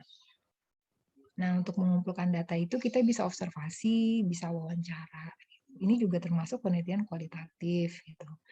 Nah, yang terakhir studi kasus, yang kelima studi kasus. Ini yang di HI diterapkan gitu. Karena kalau studi kasus itu kasusnya lebih kecil, lebih spesifik gitu ya, sehingga mudah menganalisisnya gitu. Dan tidak memberatkan karena cuma kasus itu aja, waktunya terbatas, perilaku yang dilihat juga terbatas. Nah, studi kasus ini merupakan rancangan penelitian yang ditemukan di banyak bidang, khususnya evaluasi, di mana peneliti mengembangkan analisis mendalam atas kasus, seringkali program, peristiwa, aktivitas, proses, atau satu individu atau lebih. Kasus-kasus dibatasi waktu dan aktivitas. Nah, dia sempit memang, karena kasus kan, waktu dan aktivitas. Dan peneliti mengumpulkan informasi secara lengkap dengan menggunakan berbagai prosedur pengumpulan data berdasarkan waktu yang telah ditentukan gitu. Jadi dia karena kasus gitu ya. Jadi ya dia waktu kasus itu terjadi aja. Dan aktivitasnya juga yang terlibat di dalam kasus itu aja yang akan kita teliti. Jadi banyak bidang bisa menggunakan, misalnya evaluasi kalau kita ngambil studi kasusnya, implementasi program apa gitu kan. Ya kasusnya pada saat program itu dilaksanakan aja gitu. Setelahnya ya nggak usah. Gitu. Kemudian peristiwa, aktivitas, misalnya gerakan massa dalam Arab Spring, misalnya 2011-2013, maka ya udah aktivitas massa yang kita lihat, gitu-gitu. Makanya studi kasus. Gitu ya. Nah, yang berikutnya adalah penelitian campuran. Pertama yang konvergen dulu. Ini adalah metode campuran di mana peneliti mengumpulkan atau menggabungkan data kualitatif dan kuantitatif. Namanya juga campuran ya, gitu. Agar memberikan analisis masalah secara komprehensif. Pengumpulan data dilakukan di waktu yang sama, kemudian digabungkan dalam interpretasi secara keseluruhan. Jadi untuk menggali satu data, dia menggunakan metode kualitatif dan kuantitatif. Misalnya nih, ingin melihat implementasi program karbon hutan berau, maka kita nyebar kuesioner kepada stakeholder. Banyak gitu ya, misalnya masyarakatnya, kemudian masyarakat sekitar hutan yang memanfaatkan hutan, kemudian aparat entah itu desa, kelurahan, kecamatan, yang penting aparat yang ada di desa itu gitu, di mana hutan itu berada, di wilayah itu gitu. Nah, kemudian in-depth interview-nya kita lakukan kepada pucuk-pucuk pimpinannya gitu, yang bikin kebijakannya, yang menjadi yang tahu persis anggapannya seperti itu. Nah, pengumpulan datanya biasanya bisa dalam waktu yang sama atau kalaupun berselisih itu tidak selang lama gitu. Kemudian data dari kuesioner itu tadi digabungkan dalam bentuk angka tadi digabungkan dengan yang hasil in-depth interview tadi, baru kemudian diinterpretasi. Nah, itu metode paralel konvergen atau konvergen itu tadi. Gitu ya, menggabungkan menggabungkan data kualitatif dan kuantitatif supaya lengkap gitu datanya. Nah, berikutnya adalah sequential explanatory. Metode ini sequential explanatory. Ini adalah metode di mana penelitian terlebih dahulu melakukan penelitian kuantitatif, menganalisis hasil dan menyusun hasil untuk menjelaskan secara terperinci dengan penelitian kualitatif.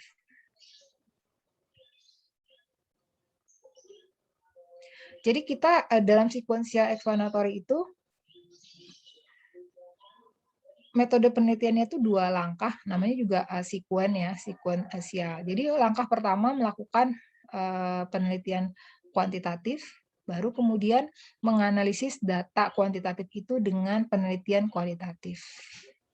Jadi penelitian kuantitatif dulu, baru penelitian kualitatif dilakukan. Tapi penelitian kualitatif itu adalah untuk menginterpretasi data yang sudah diperoleh melalui metode penelitian kuantitatif gitu. Penelitian kualitatif dianggap explanatory karena hasil data dari kuantitatif awal diterangkan lebih lanjut dengan data kualitatif. Jadi kenapa sih angkanya sekian? Oh, itu dijelaskan lagi bla bla bla bla bla. Nah, disebut sekuensial karena ada 2 fase dia, fase kuantitatif awal diikuti kemudian fase kualitatif. Jadi kuantitatif dulu baru kualitatif berikutnya. Jenis rancangan ini populer dalam bidang-bidang dengan orientasi kuantitatif yang kuat sehingga diawali dengan penelitian kuantitatif. Berikutnya yang ditampilkan adalah tangan-tangan untuk mengidentifikasi hasil-hasil kuantitatif agar dapat lebih lanjut dieksplorasi dan untuk mengidentifikasi ukuran-ukuran sampel yang tidak sama bagi masing-masing penelitian gitu. Jadi nanti setelah dari data dari penelitian kuantitatif itu dianalisis dengan menggunakan metode kualitatif berikutnya gitu ya untuk menyimpulkan, nah gitu. Ada identifikasi yang dilakukan di masing-masing metode ini. Gitu. Berikutnya sequential eksplorasi. Ini kebalikan ya. Kalau tadi itu kuantitatif dulu baru kualitatif dulu, ya ini kualitatif dulu baru kuantitatif.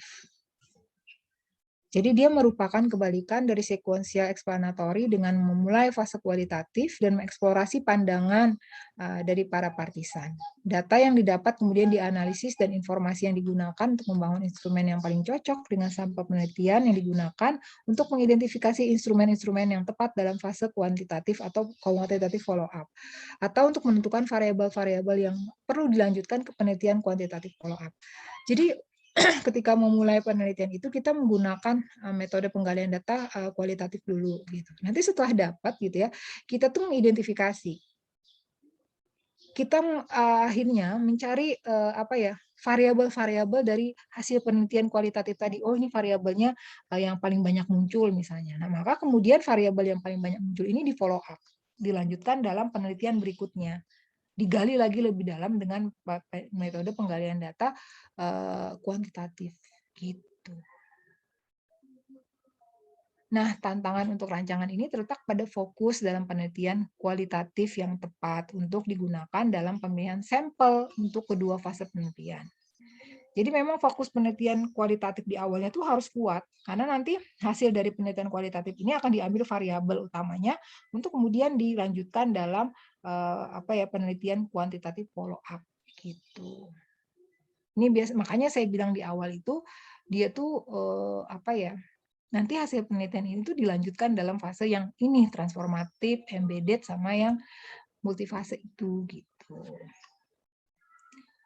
Nah, transformatif itu adalah rancangan penelitian yang menggunakan pandangan teoritis yang diambil dari keadilan atau kekuasaan sosial dari sebagai perspektif menyeluruh dalam rancangan. Jadi maksudnya apa sih Bu? Kalimat ini kalimat buku ya. Jadi rancangan penelitian yang diambil karena dia metode campuran, maka dia menggunakan metode mix yang dianggap adil gitu, menempatkan penelitian kualitatif seperti apa, penelitian kuantitatif seperti apa. Nah, ini menggunakan perspektif yang paling umum gitu dalam perspektif sosial gitu. Sorry ya, ini HP saya bunyi terus, saya nggak tahu reminding apa ini.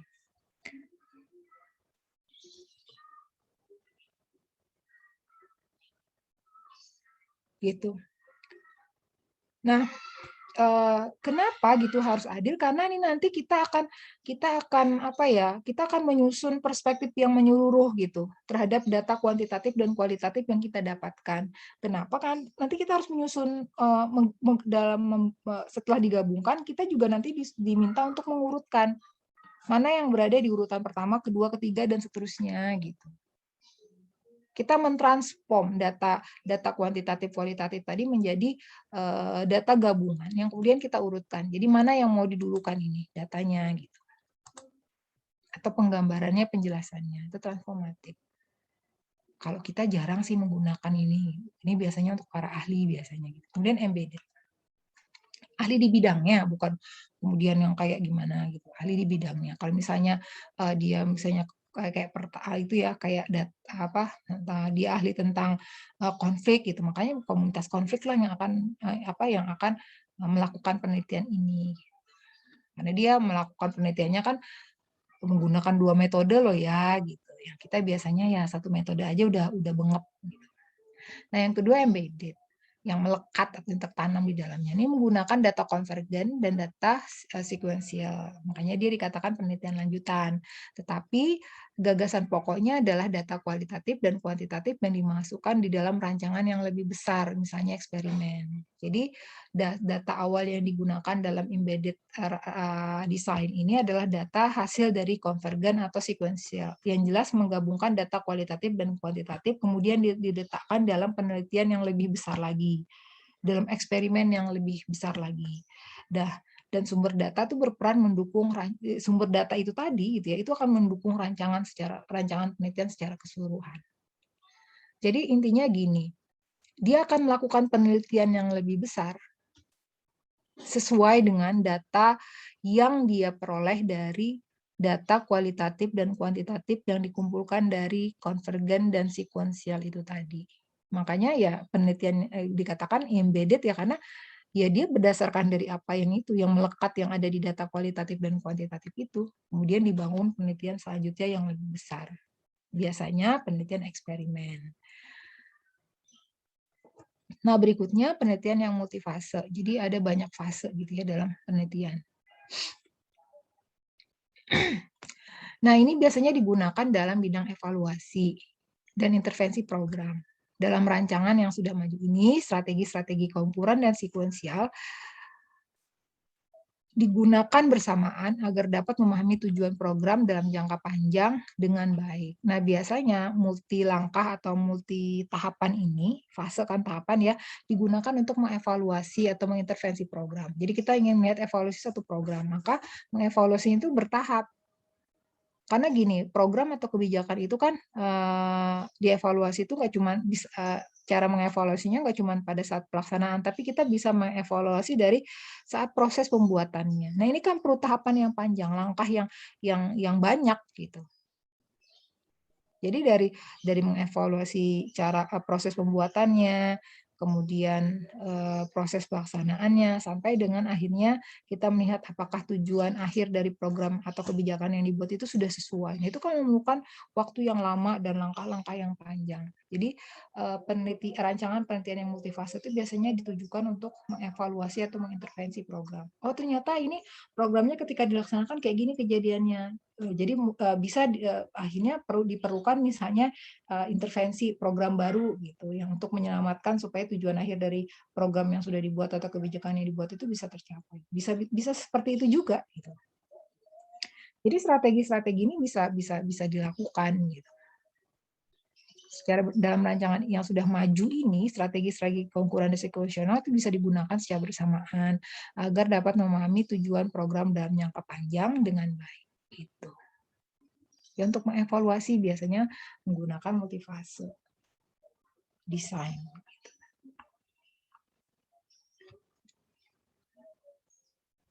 Mudah-mudahan tidak membuat bingung ya, karena ini sesuatu yang cukup kita tahu. Gitu. Nanti kita prakteknya nggak sampai ke sini kok, ini terlalu tinggi sebetulnya. Cuman ya saya hanya ingin menyampaikan bahwa menurut Presspool itu ada perbedaan rancangan penelitian kuantitatif, kualitatif, campuran. Nah, untuk S1 biasanya milih kuantitatif atau kualitatif saja gitu. Gitu ya. Nah, masih dari pendapatnya Creswell, akhirnya gitu, kalau karakternya tuh dilihat gitu, karakter metode penelitiannya dilihat gitu antara metode kuantitatif campuran dengan kualitatif, maka kesimpulannya akan seperti ini gitu katanya gitu. Sebentar ya, ada azan.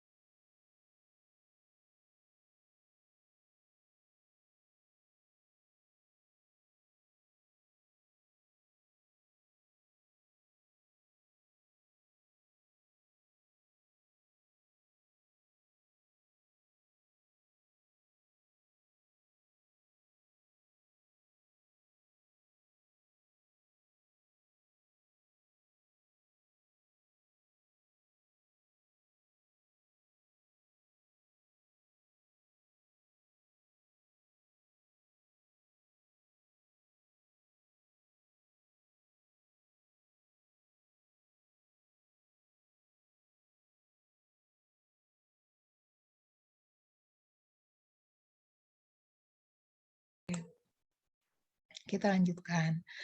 Jadi kalau metode kuantitatif itu katanya predetermined. Dia ditentukan di awal karena hipotesisnya udah ditentukan di awal penelitian. Sedangkan campuran itu bisa predetermined, bisa juga disesuai dengan kondisi aja. Jadi dia dikembangkan sesuai dengan sikon yang ada pada saat dia akan meneliti. Nah, sama metode kualitatif juga metode yang berkembang. Jadi dia tidak menentukan di awal nanti jawabannya kira-kira seperti ini atau kayak gini, enggak. Jadi fokusnya udah ditetapkan, tapi dia nggak bisa tidak menetapkan hipotesis gitu.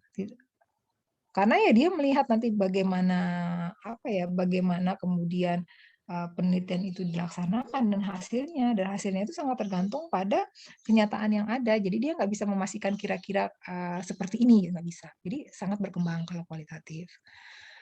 Kemudian metode kuantitatif, pertanyaan berbasis instrumen. Iya, pertanyaan itu sesuai dengan uji hipotesisnya nanti. Jadi dia tuh gini, kalau misalnya pakai topi kuning ya, maka bajunya kuning, celananya kuning, sepatunya kuning gitu. Jadi udah jelas gitu karena SOP-nya ada, makanya dia standar kan, metodenya standar gitu. Ada standar-standarnya. Jadi pertanyaan itu berbasis instrumen. Bikin pertanyaan ini nanti instrumennya apa? Instrumennya gini, ini pertanyaannya seperti apa? Karena nanti tergantung juga pada cara teknik pengumpulan data dan teknik analisis datanya gitu. Sedangkan untuk metode campuran ya nggak bisa berbasis instrumen, bisa juga enggak gitu. Jadi ada pertanyaan terbuka dan tertutup. Kalau metode kualitatif pertanyaan terbuka tergantung pada misalnya fenomenanya seperti apa yang ini dia bikin fokus penelitian. Tapi kemudian dalam fokus penelitian ini ternyata kejadiannya kayak gini. Nah, maka dia akan membuat pertanyaan itu berdasarkan kejadian-kejadian yang terjadi gitu. Setelah dia mendalami peristiwanya misalnya, baru dia membuat pertanyaan. Nah, sedangkan metode berikutnya, metode kuantitatif dengan pertanyaan berbasis instrumen itu tadi, maka ini jadinya data, dia biasanya mengumpulkan data kinerja, data sikap, data observasi, data sensus, dan muncul data statistik akhirnya. Sehingga analisis datanya pun analisis yang sifatnya interpretasi statistik. Beda dengan metode campuran dan beda dengan kualitatif lah ya. Kalau kualitatif, data yang dikumpulkan data wawancara, observasi, dokumen, dan audiovisual. Sehingga nanti analisis terhadap data ini, analisis tekstual dan analisis gambar. Dan interpretasi tema dan pola, bentuknya kalimat-kalimat. Sedangkan campuran itu mencampur keduanya. Makanya dia menggunakan berbagai bentuk data yang menggambarkan semua kemungkinan. Kemudian dia menggunakan analisis statistik dan tekstual, dan interpretasinya ya semua data yang ada, analisis statistik dan tekstual itu diinterpretasikannya. Sehingga dia mengatakan analisis datanya, analisis interpretasi seluruh database. Ya database itu terdiri dari data apa? Semuanya gitu. gitu ya. Ini menurut cash flow. Silakan kalau ada yang mau ditanyakan dulu. Hidung saya berat ya, banyak ingusnya ini.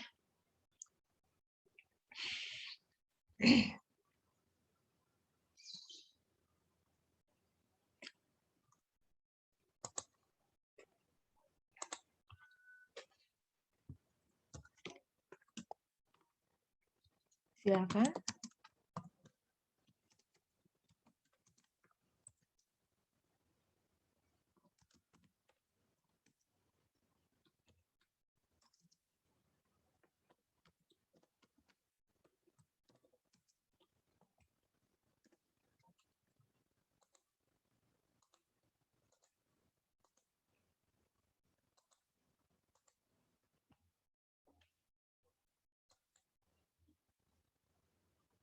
Bisa dipahami ya artinya ya semuanya ya.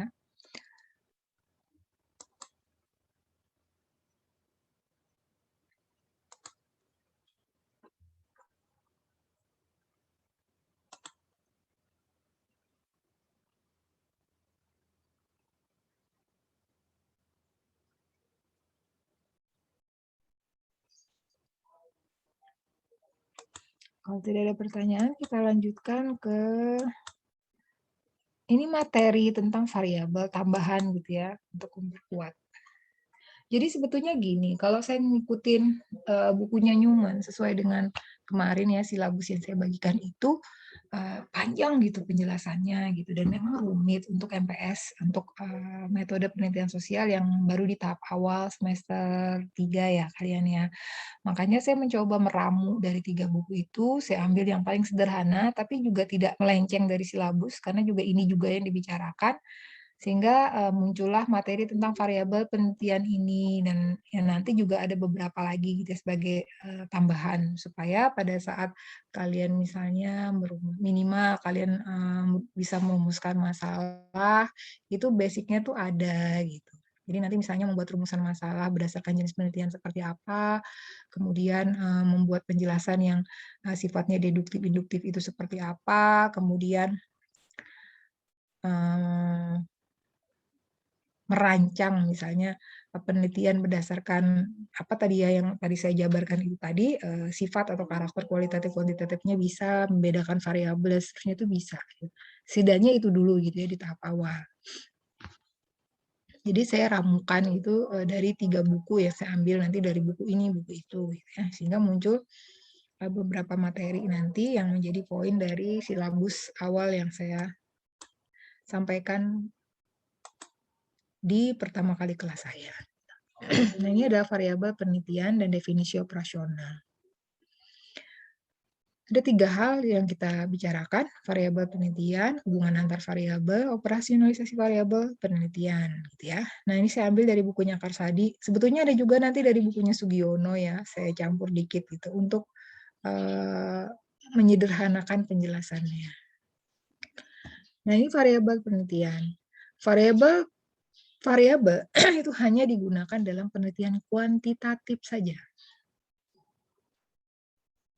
Kalimat variabel biasanya kata variabel tuh nggak muncul di dalam penelitian kualitatif sekali lagi.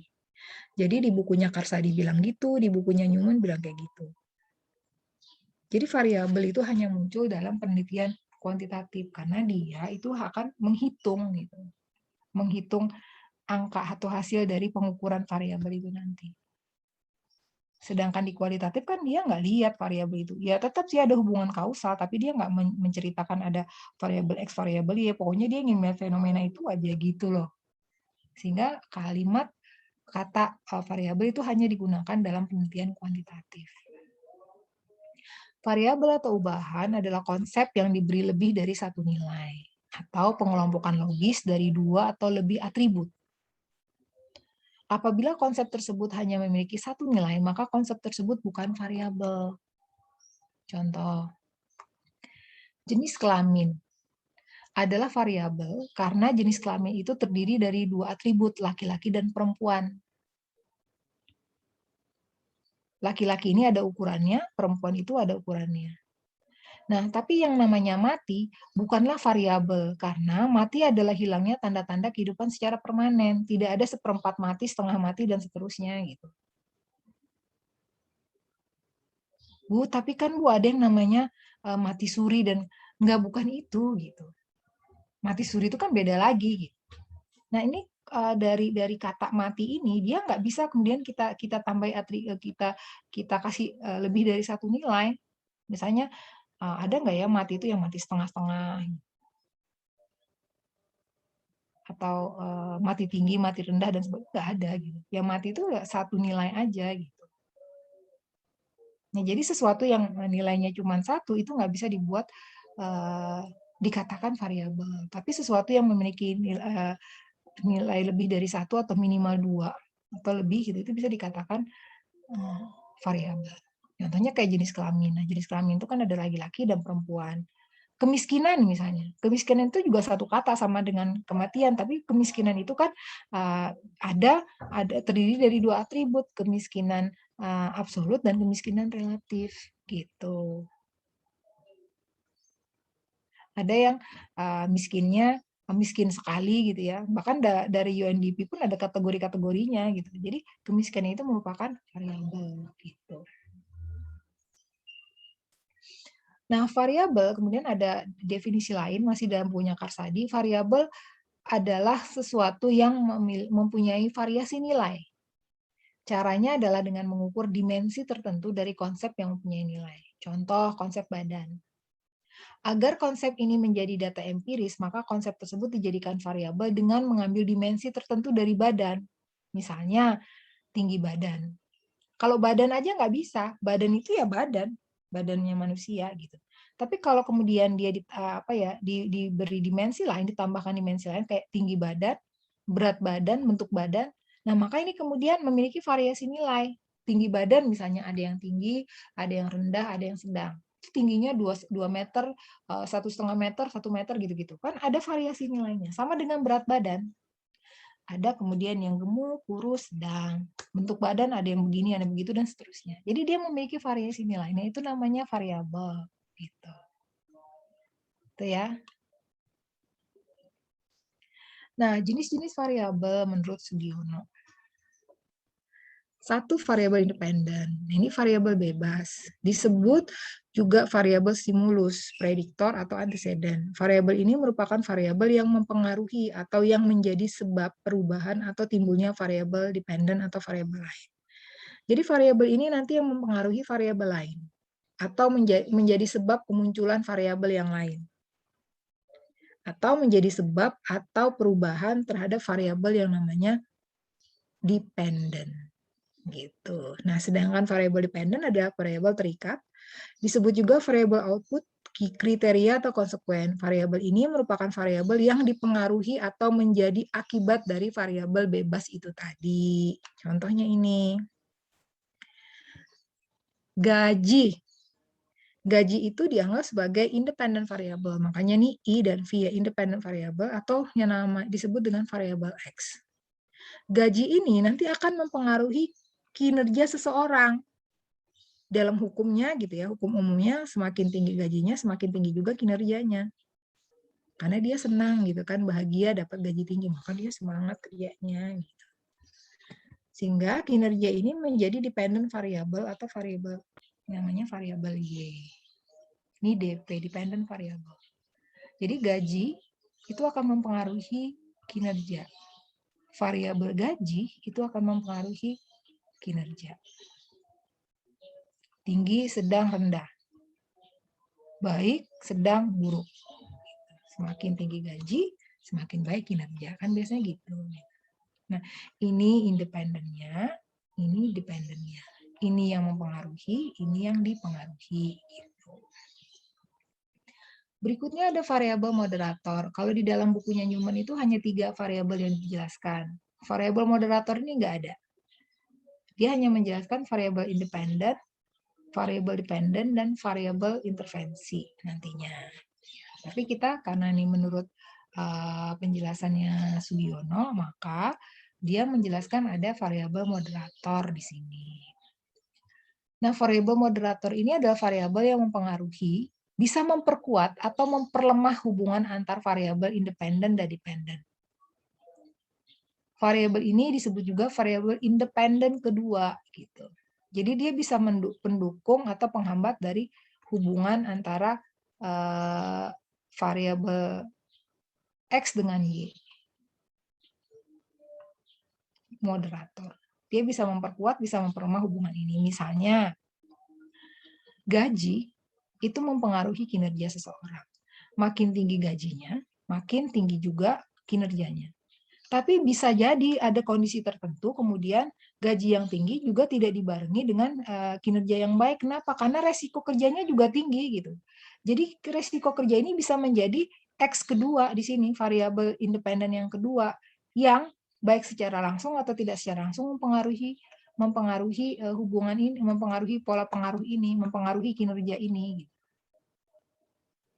Ya kan pantas aja gajinya tinggi karena resiko kerjanya juga tinggi gitu. Makanya dia gajinya tinggi karena resiko kerjanya tinggi. Sehingga itu nanti juga mempengaruhi kinerja. Ya kinerjanya akhirnya juga jadi jadi biasa-biasa aja karena meskipun gajinya banyak ya resiko kerjanya juga tinggi sekali. Misal, nah jadi di sini resiko kerja itu kedudukannya sebagai variabel moderator gitu.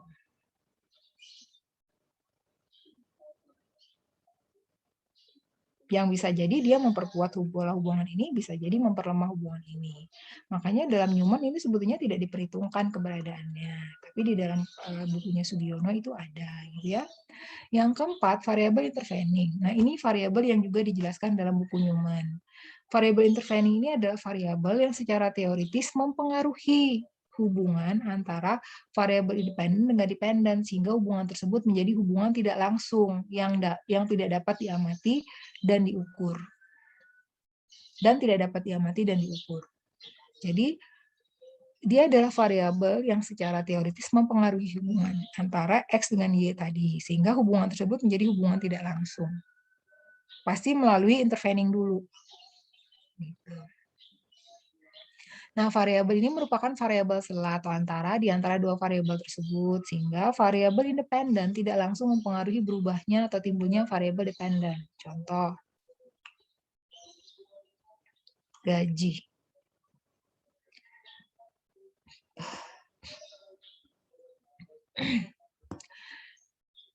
Ini kan di awal ini ya, gaji mempengaruhi kinerja. Tapi ketika ada misalnya variabel intervening atau dikatakan variabel Z, maka contoh ya, misalnya lokasi kerja. Apakah misalnya dia terletak di di kantor pusat atau kantor cabang? Sehingga gaji ini tidak serta-merta langsung mempengaruhi kinerja, tapi dia dilihat dulu apakah gaji ini gaji yang ada di kantor pusat atau di kantor cabang. Nah, maka misalnya kalau gaji di kantor cabang, katakan tadi saya ambil contohnya Pertamina. Gaji karyawan Pertamina di kantor pusat dengan kantor cabang itu beda. Di kantor pusat lebih tinggi daripada di kantor cabang. Kantor cabangnya taruhlah salah satunya di Balikpapan. Sehingga gitu ya, sudah gajinya tidak sama tingginya dengan yang di pusat, padahal kita tahu gitu ya, di Balikpapan itu juga apa-apa mahal, bahkan lebih mahal gitu ya, beberapa barang yang ada di Balikpapan dibandingkan Jakarta misalnya, padahal karena di Jakarta kan untuk sumber daya itu murah ya dibandingkan dengan di Pulau Jawa, itu murah dibandingkan dengan di Balikpapan gitu, yang barang-barang misalnya datangnya juga dari Jawa, sedangkan Jakarta tuh dekat dengan pusat produksi beberapa barang, sehingga dengan gaji yang lebih tinggi daripada gaji di Balikpapan dengan sumber daya yang murah, tentu orang bahagia dong ya kerja di kantor pusat gitu. Nah, jadi lokasi kantor itu menjadi intervensi variabel intervensi, variabel Z-nya, sehingga gaji tinggi itu belum tentu berpengaruh langsung terhadap gaji, itu tidak langsung berpengaruh langsung terhadap kinerja karena dia ada lokasi dulu di sini. Yang akan mempengaruhi itu tadi, tinggi rendahnya gaji itu akan tergantung pada lokasinya. Sehingga akhirnya gaji ini tidak berpengaruh langsung terhadap kinerja gitu. Jadi ada variabel Z atau variabel intervening yang menyebabkan hubungan antara gaji dengan kinerja ini tidak terjadi secara langsung. Nyangkut dulu di sininya gitu. Itu intervening. Terakhir variabel kontrol. Ini adalah variabel yang dikendalikan atau dibuat konstan. Sehingga variabel itu memang dibuat dari awal supaya variabel-variabel lain nggak muncul. Pokoknya kalau ada yang mempengaruhi pola hubungan ini, maka itu cuman ini yang boleh diperhitungkan. Kalau yang lain ada intervening, nggak boleh. Gitu. Pokoknya kita udah menetapkan variabel kontrolnya. Nah itu. Jadi variabel yang dikendalikan atau dibuat konstan sehingga pengaruh variabel independen terhadap dependen tidak dipengaruhi faktor luar yang tidak diteliti. Variabel ini biasanya digunakan bila peneliti melakukan penelitian yang sifatnya membandingkan. Jadi jelas ya apa-apa yang dibandingkan itu udah jelas. Membandingkan gaji terhadap kinerja di satu tempat dengan tempat lain. Yang jadi ininya variabel kontrolnya bonusnya. Jadi kantor ini ada bonusnya nggak? Kantor itu ada bonusnya nggak? Oh di sini ada, situ nggak ada. Makanya ini gini-gini. Jadi ini ditetapkan duluan, bukan tahu-tahu muncul ada pas pada saat penelitian itu dilakukan di awal. Nah ini ditetapkan supaya nggak ada variabel-variabel lain yang muncul di dalam penelitian ini atau diperhitungkan. Jadi harus ini aja yang diperhitungkan. Gitu. Itu variabel kontrol namanya. Di Newman juga nggak ada sih yang begini gitu. Jadi Newman itu independen, dependent, dan intervening aja adanya. Ya. Sampai sini ada mau ditanyakan dulu sebelum kita ke hubungan antar variabel.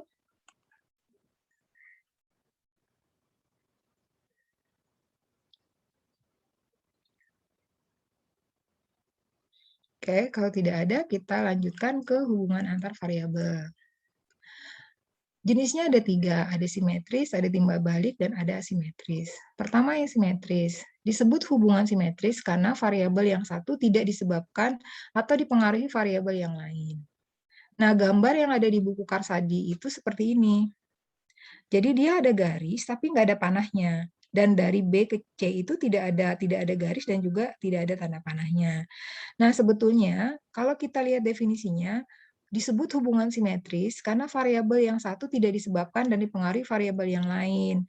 Yang dilihat adalah variabel B dengan C ini karena dia tidak saling mempengaruhi gitu. Variabel B tidak disebabkan atau tidak dipengaruhi oleh variabel C. Begitu juga variabel C terhadap variabel B. B tidak disebabkan oleh C, B tidak disebabkan oleh C, sama tidak dipengaruhi oleh C, begitu juga sebaliknya. Tapi B dan C itu sama-sama, karena ini tulisannya dependent gitu ya, dan ini independent, maka A ini mempengaruhi, ini menyebabkan terjadinya ini. Tapi hubungan simetris yang dimaksud di sini adalah hubungan antara C dan D, di mana dia tidak saling disebabkan atau dipengaruhi satu sama lain. Contoh misalnya gini, ada peristiwa mass purge. Mass purge itu independent variable. Tapi kemudian kita ingin lihat pengaruh mass purge ini terhadap hubungan politik Uni Eropa dengan Turki, dengan hubungan ekonomi Uni Eropa Turki. Nah ternyata mass purge ini memang berpengaruh pada hubungan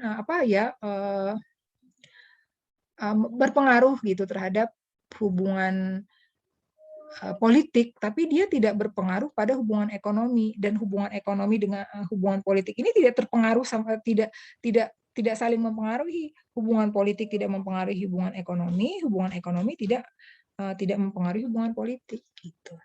Jadi dia memiliki hubungan yang simetris gitu, tidak disebabkan satu sama lain, tidak dipengaruhi satu sama lain gitu. Jadi hubungan simetris itu digambarkan dalam hubungan antara B dengan C ini gitu. Kedua, hubungan timbal balik. Dalam hubungan antara dua variabel, variabel satu dapat menjadi sebab dan juga dapat merupakan akibat variabel lain. Ini A dan B. A bisa menyebabkan B, B juga bisa menyebabkan A. Contoh misalnya hubungan antara kemiskinan dengan rendahnya pendidikan. Tingkat pendidikan. Sehingga kita bisa mengatakan kemiskinan itu menjadi penyebab rendahnya sumber daya atau tingkat pendidikan masyarakat.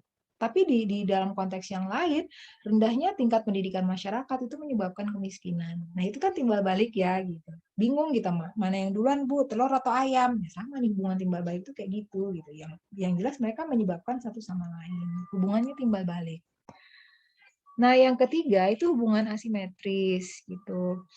Nah, dalam hubungan asimetris ini ada hubungan dua variabel atau lebih. Variabel yang satu mempengaruhi variabel yang lain. Jadi nggak seimbang gitu. Jadi ada satu variabel yang menyebabkan variabel yang lain. Gitu. Jadi yang mempengaruhi variabel yang lain atau bahkan menyebabkan munculnya variabel yang lain, gitu kan?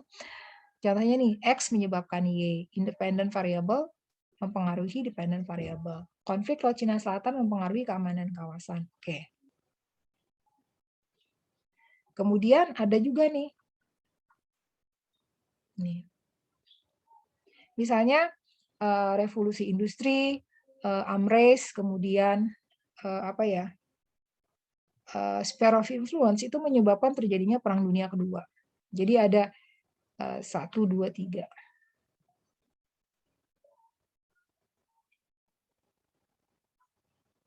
Jadi ada dua, ada variabel yang mempengaruhi variabel yang lain. Pokoknya pola hubungannya itu nggak simetris.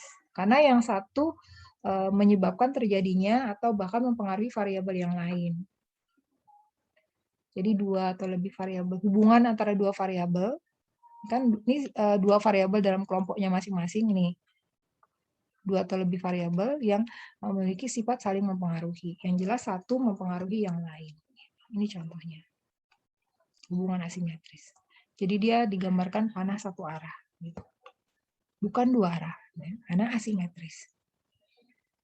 Nah, berikutnya dari variabel-variabel ini, dalam penelitian kuantitatif, dia harus didefinisikan, dioperasionalisasikan. Makanya kemudian ada muncul judul operasionalisasi variabel penelitian. Variabel penelitian ini harus dioperasionalisasikan. Tujuannya apa? Untuk merumuskan instrumen. Jadi tujuan operasionalisasi variabel penelitian itu adalah untuk merumuskan instrumen penelitian yang terukur dengan indikator yang jelas. Karena nanti akan menentukan untuk variabel ini kita lihat lewat apa. Kita mau bikin kuesioner. Nah, kuesioner, makanya saya bilang di awal, membuat kuesioner itu ada panduannya, ada guidance-nya. Apa? Variabel penelitiannya mana yang ingin diteliti, yang ingin digali datanya. Maka itu yang menjadi dasar kita membuat kuesioner. Kayak tadi misalnya, kita ingin meneliti tentang konflik Laut Cina Selatan, pengaruh konflik Laut Cina Selatan terhadap keamanan kawasan.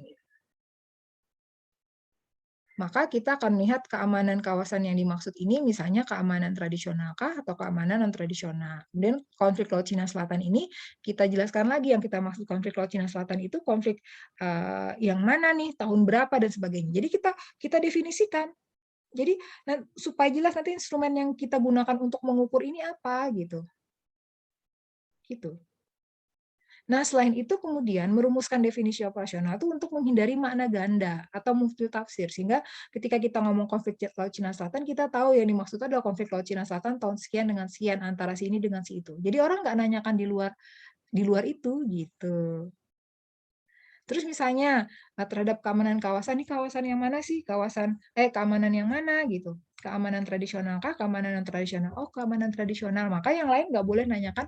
Nanti si penguji misalnya nggak boleh nanya tentang konflik non tradisional karena dia udah menetapkan yang dia maksud di situ adalah adalah keamanan tradisional gitu. Jadi selain merumuskan instrumen gitu ya, dia juga supaya menghindari makna ganda atau multitafsir dari variabel yang diteliti.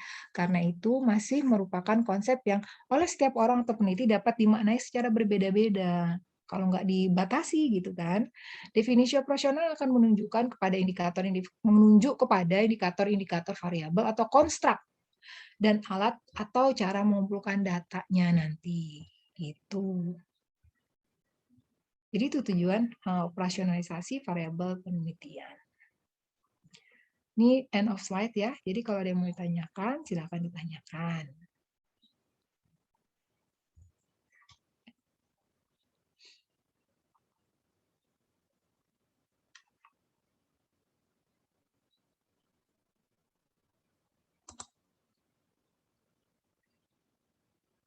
Minggu depan kita coba praktek ya. Cara membuat pertanyaan, membuat penjelasan deduktif-induktif, kemudian variabel-variabel ini gimana gitu. Barengan gitu, masih di Zoom ini juga gitu. Jadi kita latihan sifatnya.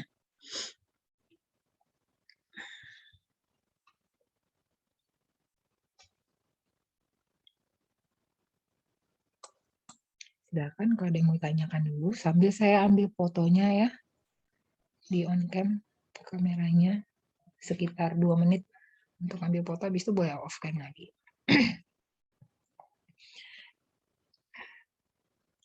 Sambil halaman 1 ya, saya ambil gambarnya sambil kalian memikirkan gitu, apa yang mau ditanyakan. 1, 2, 3, halaman pertama.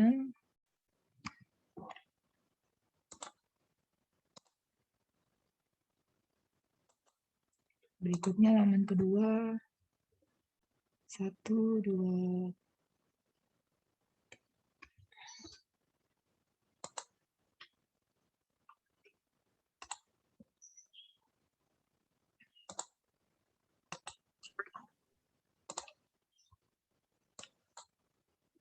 Silakan kalau ada yang mau ditanyakan.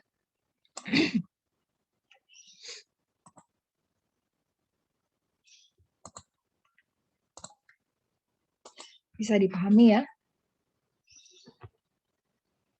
Meringkas materinya dari 3 buku itu juga susah sih, karena kalau saya ngambil murni dari Newman itu panjang sekali. Dan dia detail sekali, yang untuk pengantar MPS kayak gini kayaknya terlalu berat. Ya. Tapi nggak apa-apa, siapa tahu kalian ada yang punya bukunya kah gitu. MPS ini, atau buku apa aja tentang MPS, boleh dibawa, ditanyakan. Karena saya lihat ada beberapa e-book gitu ya, yang di-share gitu, di bebas dari beberapa universitas. Tapi di toko buku yang ada di Samarinda juga banyak si MPS kayak gitu, yang bisa dipakai. Nanti kalau misalnya ada perbedaannya di mana letaknya, bisa ditanyakan. Silakan kalau ada yang mau ditanyakan dulu. Soalnya kalau nggak ada pertanyaannya, saya akhiri gitu ya. Jangan lama-lama nge-zoom kita buang data terus diam-diam gitu.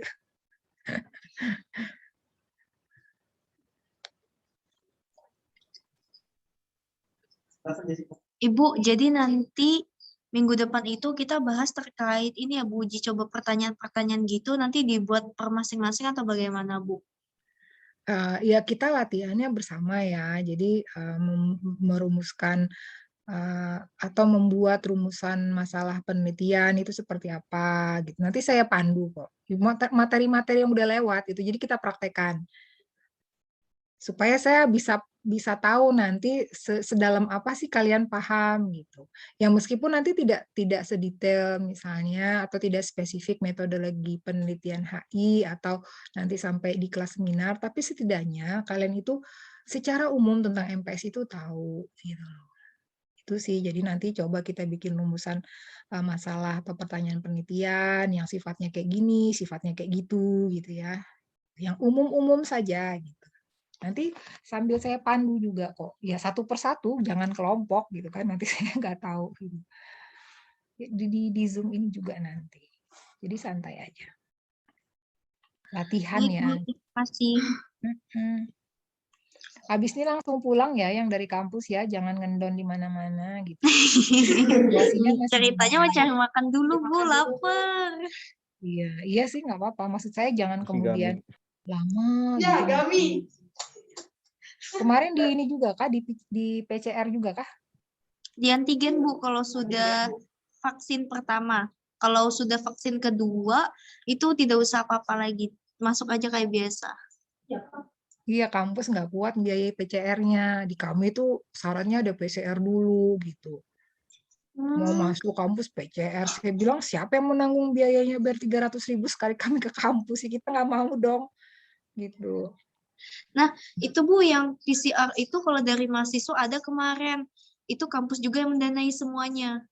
Ya kampus mana ada duitnya buat PCR per orang loh berapa? Di fakultas kedokteran loh, sekali satu PCR itu 300.000.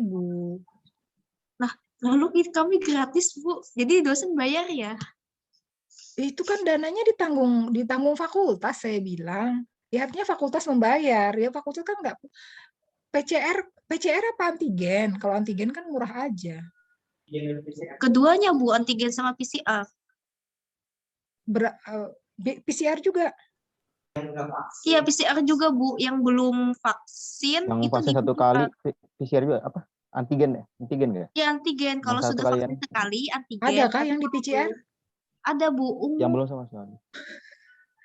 Iya, dia nggak mau, harusnya tuh standarnya semua di PCR. Karena duit fakultas nggak cukup, mungkin yang belum vaksin aja gitu. Kayaknya gitu.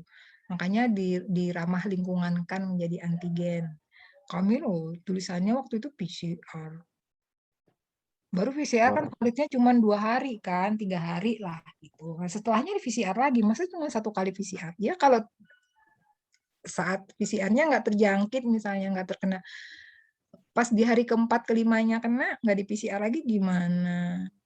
Jadi hati-hati, maksud saya tuh nanti jangan ngumpul-ngumpul bareng terlalu lama gitu ya. Selesai cari makan pulang gitu aja. Karena masih banyak hal yang harus dijaga, jangan sampai gara-gara kelas percobaan ini nanti angka kasus COVID-nya ningkat di kampus gitu ya, bahaya juga. Oke, kalau nggak ada pertanyaan, saya akhiri ya. Saya ucapkan terima kasih banyak atas kehadirannya. Ketemu minggu depan dengan latihannya. Izin pamit, selamat siang. Assalamualaikum warahmatullahi wabarakatuh. Terima kasih banyak Ibu. Waalaikumsalam, Waalaikumsalam makasih warahmatullahi Bu. wabarakatuh. Terima kasih Bu.